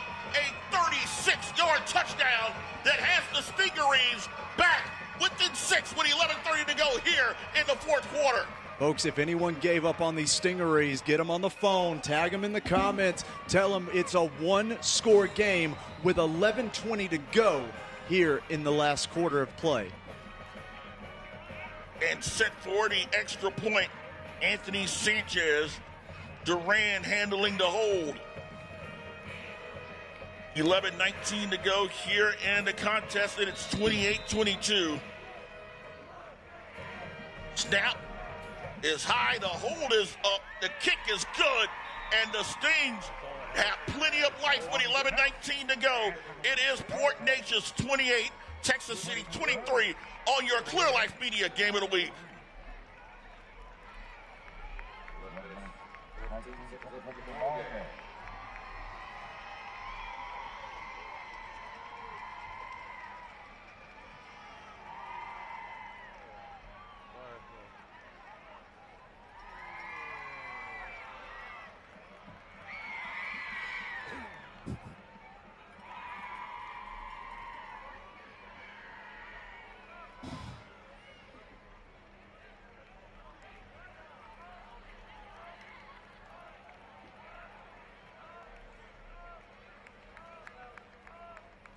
Eleven minutes, 19 seconds left after Texas City scores on a 36-yard touchdown from Joey Durant to Xavier Scroton.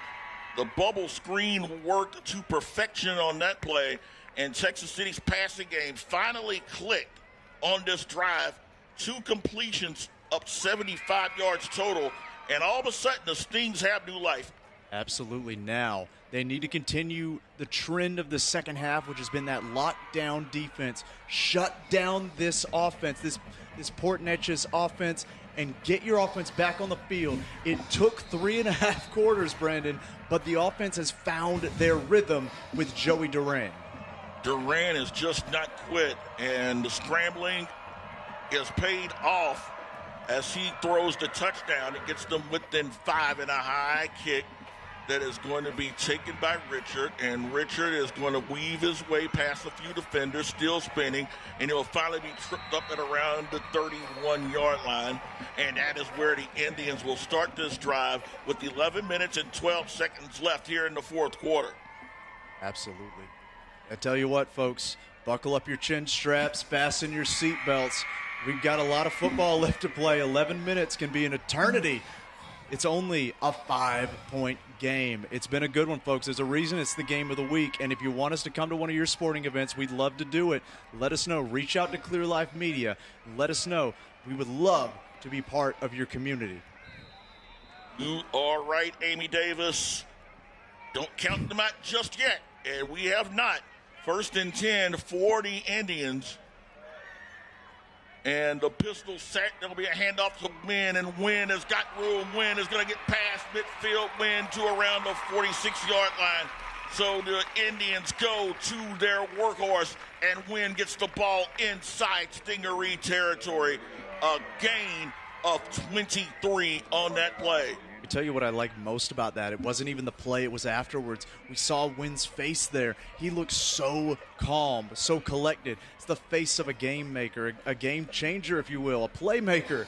And we saw it there. He looks mellow, he looks calm. This is his situation. He wants the ball, and he wants to close this game out here in Texas City. He ran for $157 last week. He is beyond that and is approaching 200 yards on the night. 1st and 10 for the Indians at the 46. Snap is going to be to Wynn, and Wynn is going to get past the 45, maybe to around the 44-yard line. Tackle made by Cameron Greif, number 6, in there. Dustin Taylor also in there for Texas City. He's just a freshman. He managed to get in there. My goodness, this is what you want to see. This is strength against strength. This is what football is all about. Hit them in the mouth, but don't forget, PNG's had a lot of success tonight putting the ball in the air as well. Second down and 7 for the Indians at the TC 43. Bailey gives it to Wynn again, and Wynn is going to be stopped immediately as 99. Taylor, the freshman, 99, just took his legs from under him. I actually think down. We have a player down for Texas City. We're going to take a second, take a brief break, see if we can get him back up on his feet. We'll be right back with the Clear Life Media Game of the Week. Coatings, we set the standards. At Gartner Coatings, we set the standard. I set the standards. At Gartner Coatings, we set the standards. Yo establezco los estándares. At Gartner Coatings, we set the standard. I set the standard. At Gartner Coatings, we set the standard. I set the standards. Yo establezco los estándares. At Gartner Coatings, we set the standards. At Gartner Coatings, we set the standard. And welcome to Gartner Coatings.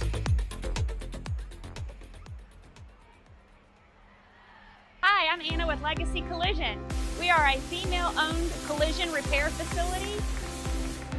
Treat everybody like family. We can fix almost anything, and today we are going to fix his bumper up right. 7887 FM 2004, Hitchcock, Texas, just south of the blimp base. Come on down and see us anytime. If you have any questions, give us a call, 409-440-8900, and let's get to fixing this bumper. Go, folks. It is 3rd and about 6 here. PNG looking to try to pick up this first down, seal the deal here in Texas City. And it is going to be a pass. Quick, ball is going to be caught. First down as they will move the chains on the catch by Landon English. He up the touchdown reception earlier in the game. A nice catch, and it's going to move the chains, and it will spot the ball at the 32-yard line of Texas City. That gives Port Neches some breathing room. They're going back to that big, heavy Wildcat set. A whole change of personnel in there now. All the big men come in. It's Chatanier now as the back, and we have got a timeout.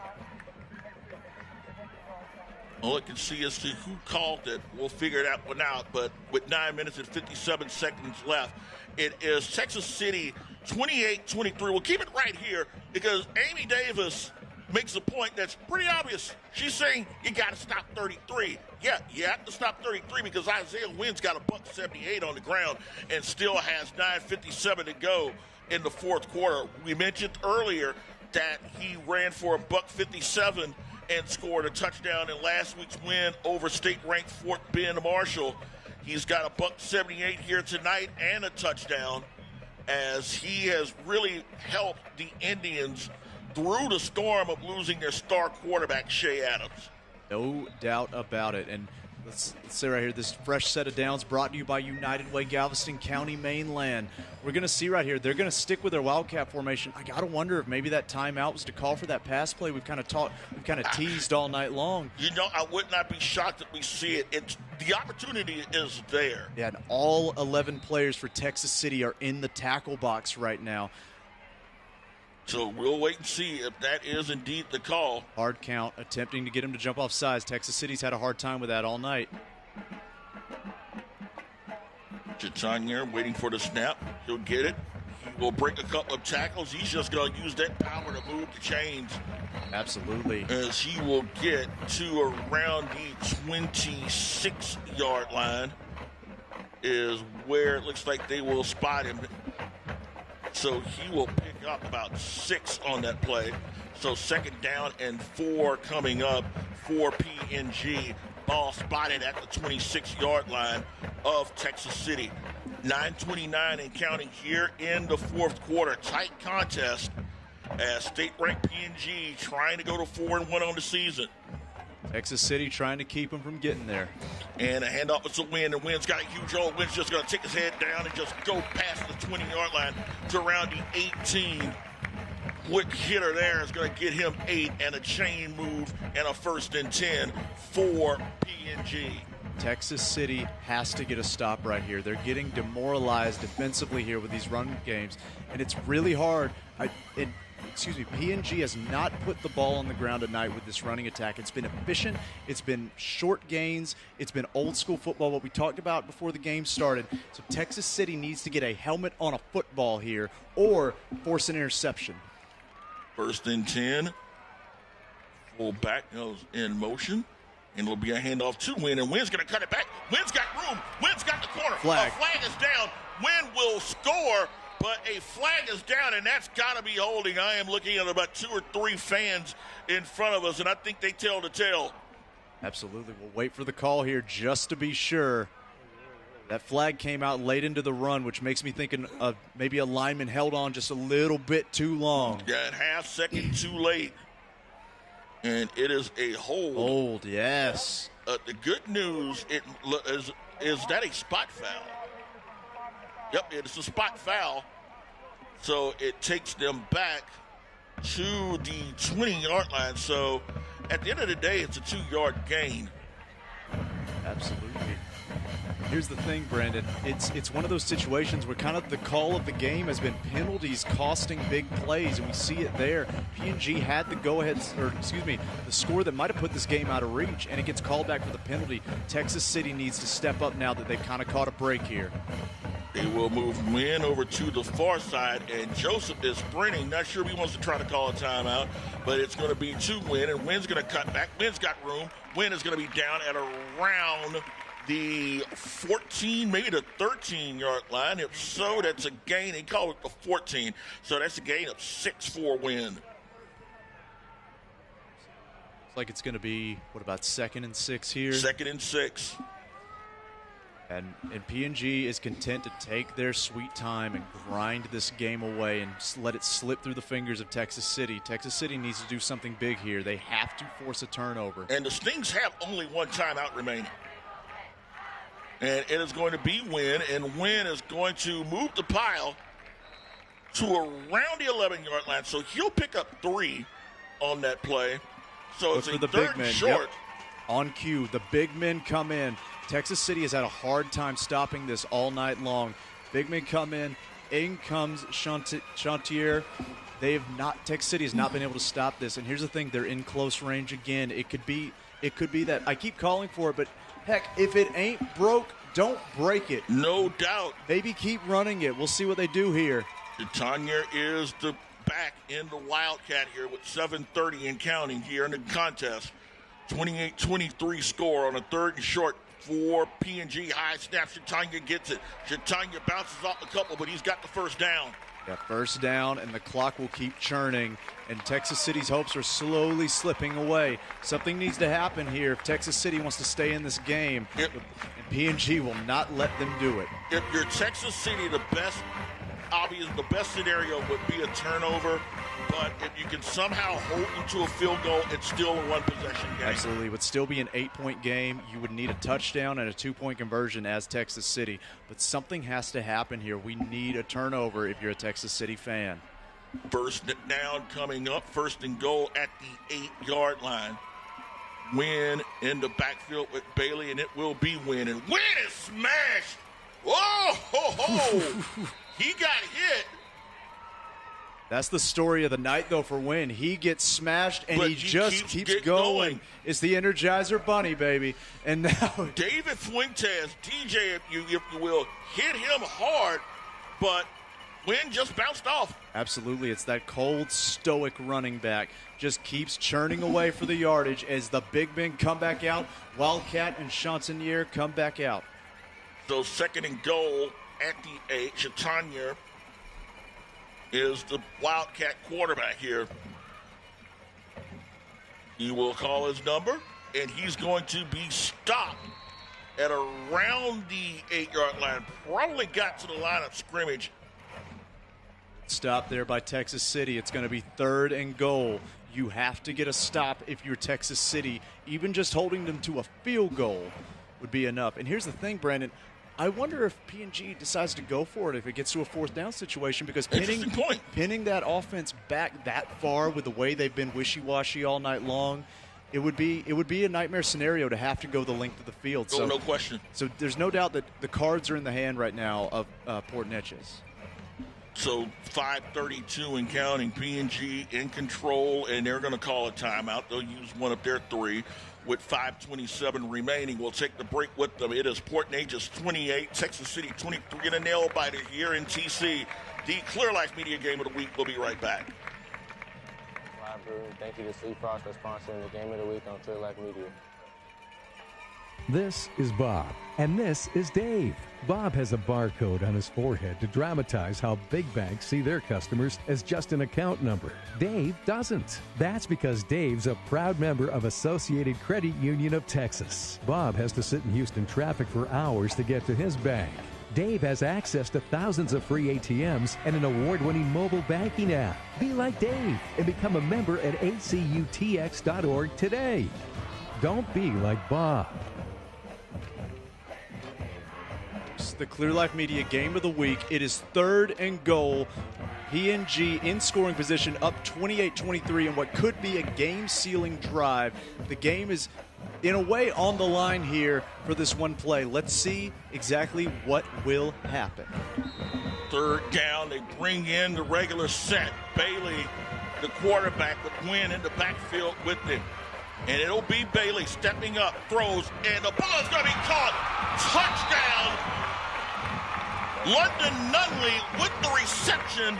So Port Neches, they ran Texas City dizzy, and just when they thought they were going to get another run, it's Bailey to Nunley with a 5-yard catch that makes it 34-23 with 5:21 remaining. Folks, if you want to see the clear example of why we preach, you run the ball to set up the pass, go back, set, roll your ticker back just a little bit.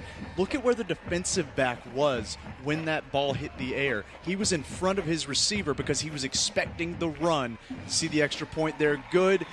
PNG goes up 35-23 over the Stingarees. We're going to take one more commercial break, folks. We'll be right back with the Clear Life Media Game of the Week.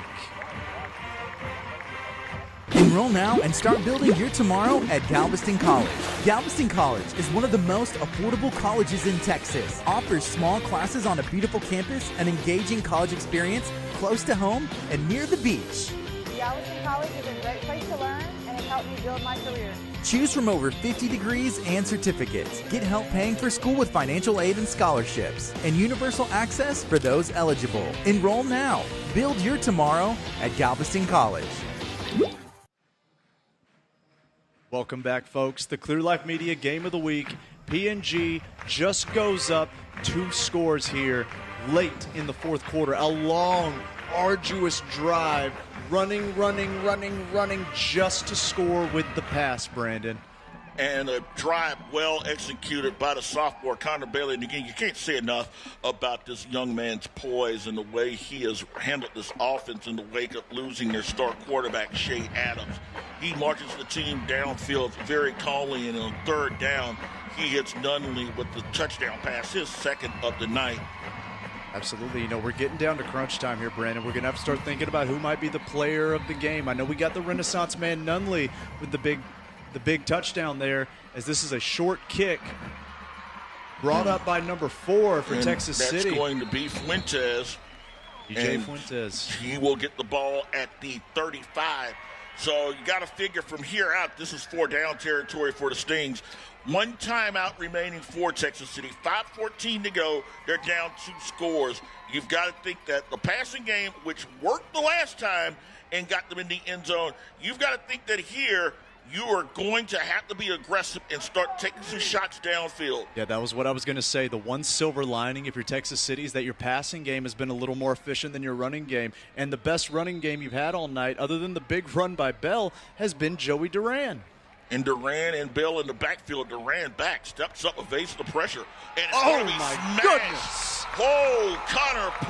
William Poole, Actually, that's Maxwell Scruggs. Yeah. I thought it was Poole, but it's Scruggs with a huge hit that puts Texas City back at their own 30-yard line. And that's one of those situations where Joey Duran has been able to dance and kind of Johnny Manziel his way out of the pocket all night long, and it finally catches up with him. A huge hit there.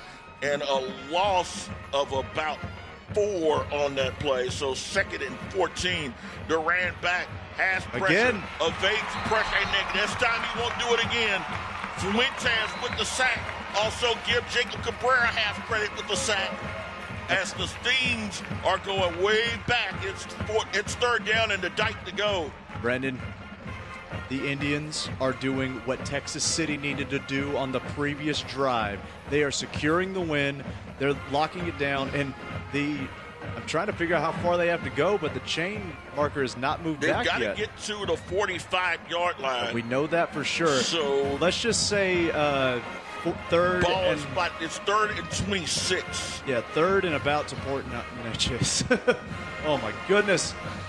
Back to throw the screen pass to Scourin, and Scourin is going to get a few. That was the same play they scored on earlier. This time PNG had it red. They'll get a few yards back, but it is 4th and long, and the Stings obviously will have to go for it here. 3:46 left on the clock. We see as the away team has come to life. They travel well, and they have come to life here. It's like we're in a home. It's like we're on the home side almost, Brandon. It almost feels that way, and this is the reason. The way they're playing is why Port Neches is state ranked coming into this week. Here we go, big 4th down play here, brought to you by Visit Hitchcock, Texas. This is your ball game, and actually the timeout, and Sean Evans is going to use his last one with 3:43 to go. Let's go ahead and keep it here right now. 3:43 to go. Texas City down 35-23. And the road gets rougher for the Stings because you're facing a state-ranked team tonight, and you're going to have to go on the road and face a state-ranked team in Fort Bend Marshall next weekend. My goodness, we said it earlier. Everybody wants strength of schedule. Well, congratulations, Texas City. You got it, and now you're in a fight for your life this week just to set up a fight for your life next week. And want to take a second? This big 4th down conversion is brought to you by ACU of Texas, Associated Credit Union of Texas. Make sure to reach out to them. Let them know we sent you. Brandon, what do you think the call is here? I got to think they're probably going to try to throw it with they have to throw it with Duran, but who do you go to on this play? I think that you've got to go to Scourin, or if not, you're going to have to look for Bruton. You got to go with one of your speedsters and try to make some yardage. That ball needs to get in the air, too. We cannot have a scramble for 4 yards here on 4th down. 4th down coming up. They bring jailbreak, pressure, and that is going to be a sack. And again, number 24, Maxwell Scrooge, with 2 sacks on this drive. And that really is lights out here.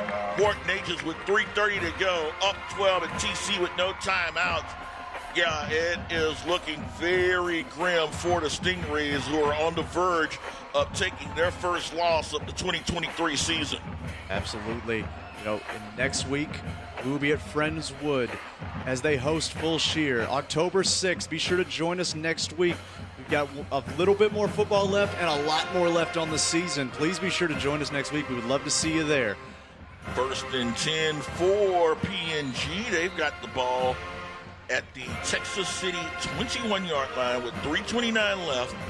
In control, up 35-23. Handoff's going to be to Wynn, and Wynn is going to keep those legs churning. It's still up.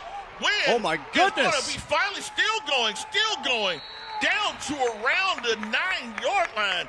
It looked like he was going to be stopped for a gain of about maybe 1, if not 2, but he just kept those legs going.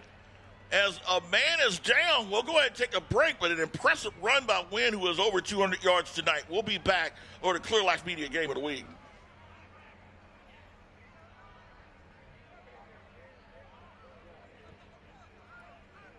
Is Bob, and this is Dave. Bob has a barcode on his forehead to dramatize how big banks see their customers as just an account number. Dave doesn't. That's because Dave's a proud member of Associated Credit Union of Texas. Bob has to sit in Houston traffic for hours to get to his bank. Dave has access to thousands of free ATMs and an award-winning mobile banking app. Be like Dave and become a member at acutx.org today. Don't be like Bob. My name is Clyde Bruton. Thank you to sweetFrog for sponsoring the Game of the Week on Clear Life Media. Chase Bruton, thank you to Begin your path toward a rewarding career by enrolling at Galveston College. Choose from 50-degree and certificate programs. Galveston College, your home away from home. Learn more at gc.edu. Bayou Fest is returning yet again this October 21st, 2023, and this year it is our 70th birthday. It's a fantastic free family fun event, free concerts. It's going to be a Grammy Award-winning Mr. Wayne Toops, followed by the two-time Entertainer of the Year, Mr. Neil McCoy. And we're shooting off fireworks that night. Come on out October 21st. Bring out the entire family. Help us celebrate and get ready for Bayou Fest. Injured man and walks off the field under his own power as it's a 1st and goal for Port Neches. They're spotting the ball at the 9-yard line after a run of 14 by Isaiah Wynn, and that puts him over 200 yards tonight. He's got 203 yards on the evening, and without question, he's your Clear Life Media game player of the game, I should say. Absolutely, and here's the thing: he's still in there, Brandon. I don't think he's done. He wants to leave no doubt who the player of the game was. Oh, no doubt. Yeah, you want to put the finishing touches. It's still anyone's game, but at the same time, you want to be able to make sure as the handoff to Wynn doesn't get much of anything on that one. 2:48 to go. Steens cannot stop the clock. Absolutely, out of timeouts here. It's kind of the issue. They had a little bit of miscommunication. They've had a lot of penalties. When you have penalties as the coach, you kind of get concerned, and you start taking timeouts where, well, they might jump off sides. Well, they might make a little mental errors, and so you kind of have to cover for them. And so when you get into crunch time like this, it allows PNG to take their time. The Indians can take their time and just kind of leisurely walk through their offense. And it looks like, here we go. Second and goal at the 9, a loss of 1, so it puts them at 2:02 on the night. Bailey will pitch it to Wynn, and Wynn trying to look for room, and Wynn is going to be stopped at around the 12-yard line, so he's going to lose further yardage on that. I might look for them to bring in the big boys again here on third and goal. 3rd and goal at the 12-yard line, 1:55 to go. As the clock winds down in Texas City, again, unable to stop the clock. Stings really no shame in this game. Yeah, they made a lot of mistakes, but to hang tough with a state-ranked team, no doubt. I know that Sean Evans will look at these mistakes. They'll start back to work on Monday, and they will focus their attention on Fort Bend Marshall for next week. Bailey will hand it off to Wynn again, and Wynn's got room, and Wynn inside the 10 to around the 7-yard line. So he'll pick up 5 on that play. Be 4th down. And since, PNG is going to take their time, I think we should take our time to thank our sponsors one last time as we wind down for the night. Galveston College, Legacy Collision, Santa Fe Education Foundation, Texas City EDC, Muscle Cars of Texas, United Way Galveston County Mainland, BNO Construction, Gartner Coatings, ACU of Texas, sweetFrogs, Visit Hitchcock, Texas, Texas Pit Stop BBQ, City of Lamarque, Chart Your Bar, and Ryan Massa. Thank you so much to all of our sponsors. Thank you for joining us here tonight on Clear Life Media. It's been a great game, Brandon. It has been a very entertaining game on both sides as the clock runs down to 32 seconds. And the Indians will bring in their field goal unit. They'll take a timeout, too. They got it down to the last second. Yeah, so 32 seconds left. Texas City, the bottom line is that you take away the long run by Caleb Bell late in the first half, the 59-yarder that made it 22-6, made it 23-16. That really was the one opportunity that Bell had this evening. Fort Neches Groves did an excellent job of shutting him down, taking away the running lanes. And again, outside of that last scoring drop at Texas City, PNG's secondary did a marvelous job of containing the Texas City receiving corps. Lights out job by the secondary of PNG, and we can't we can't finish the night, of course, without mentioning the penalties of Texas City. The penalties, City. no doubt, as Segura kicks the field goal and makes it 38-23 with 29 seconds left. But as you were saying, Clay, the penalties. Yeah, the penalties. Do you have, off the top of your head, do you have the rushing numbers for Texas City versus the penalty yardage? I would love to see that. The rushing yards, Bell, I think, got close to 100. We'll have to crack that down, but you can catch the game recap, which I will be writing for the Galveston County Daily News.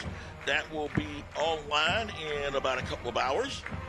Absolutely. And see, next week, I said it, we'll be at Friendswood as they host Full Shear on October 13th. It'll be our first pregame show as we'll be in Hitchcock as they host Columbus. And then October 20th, Texas City hosts Dayton. We're going to be there as well, folks. Mark your calendars.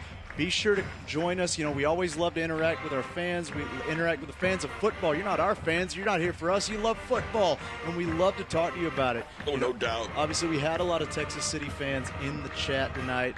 Going home a little heartbroken, but be proud of your boys. Be proud of the student body, the players. Everyone came out, and they played their hearts out. So be sure to show someone some support. And thank you again to all of our sponsors for sponsoring us and making sure we can do that, and to you at home for making sure we can do it as well. Giovanni Osagura set to kick off. As you got a trio of Stings back with 29.2 seconds left. Figure that they will try to run a squib or something like that, because if you get a second shot and a second return by chance, that's certainly a one-score game. So if you're PNG, you don't want to really play with fire. Just try to do a squib or something short, and that's exactly what they are going to do. And it is going to be Fuentes again, and Fuentes to around the 25 and going backwards, just chewing up time as he is finally going to be stopped. Didn't go down. Give him credit for that.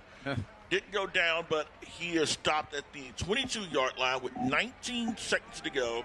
Texas City with no timeouts left.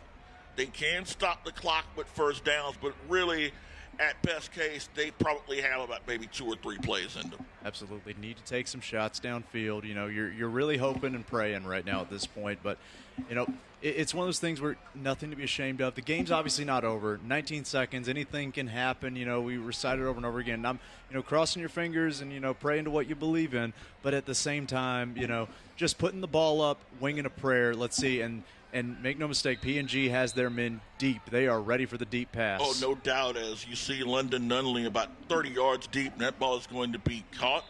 Reception made by Jaden Johnson. And Johnson is going to be out of bounds at around the 29-yard line. So a gain of 7 on that play. Just kind of these dink and dunk plays, but you're losing time. 14 seconds left. Duran back, faces pressure, looking, throws. Ball is going to be caught. Reception made by Bruton.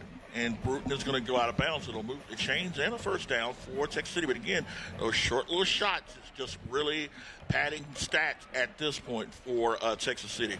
Absolutely. And, it's one of those things you could have used a little bit of that earlier, obviously, but it's also easier because the defense is so far backed up at this point. 7.9 seconds left. Bell in the backfield. Duran rolling out. Steps, throws. Ball is going to be caught. Reception made by Skowron, and Skowron will go out of bounds at around the 41-yard line, so he picks up 6 on that play. 2 seconds left, and they've got their Renaissance man back. They've got London Nunley. He's back at the 20-yard line, folks. He's ready for a kickoff return if he can catch this thing. So in what will be the final play of this game, barring a defensive penalty, Port Neches improves to 4-1. Texas City falls to 4-1. Duran's just going to lay down, and that is your ball game.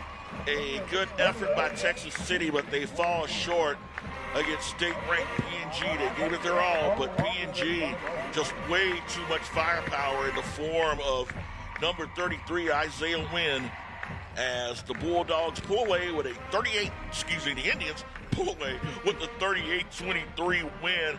Clay, final thoughts on this one? And I tell you what, we talked about it all night, and ultimately, the first half was rocky, a lot of weird punts, a lot of deep passes. It was a close game, but ultimately we saw it there in the fourth quarter. It was just too much size, too much muscle. The run game runs the clock out at midnight here on what I'm calling the witching hour game for Texas City.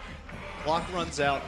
They wore him down over time with the size, and we saw that last drive, the last scoring drive of Port Neches Groves, where they were able to get into the end zone and seal the deal. Again, defense did an excellent job of slowing down Caleb Bell. Bell did have the long touchdown run, but for the most part, he was held in check. They put pressure on Durant, especially in the fourth quarter, to really snuff out the passing game. And again, PNG showing why they are state ranked, even despite the losses from graduation, the loss of Shea Adams. This is still one of the state's best teams, and we saw them out here tonight. So with you, fans. So the final score, once again, Port Neches 38, Texas City 23. We will be in Friendswood next Friday night for Friendswood versus Fulcher. For our outstanding camera crew and for the guys in the truck, this is Brandon Williams saying good night with Clay Roberts. Good night. We'll see you next week in Friendswood.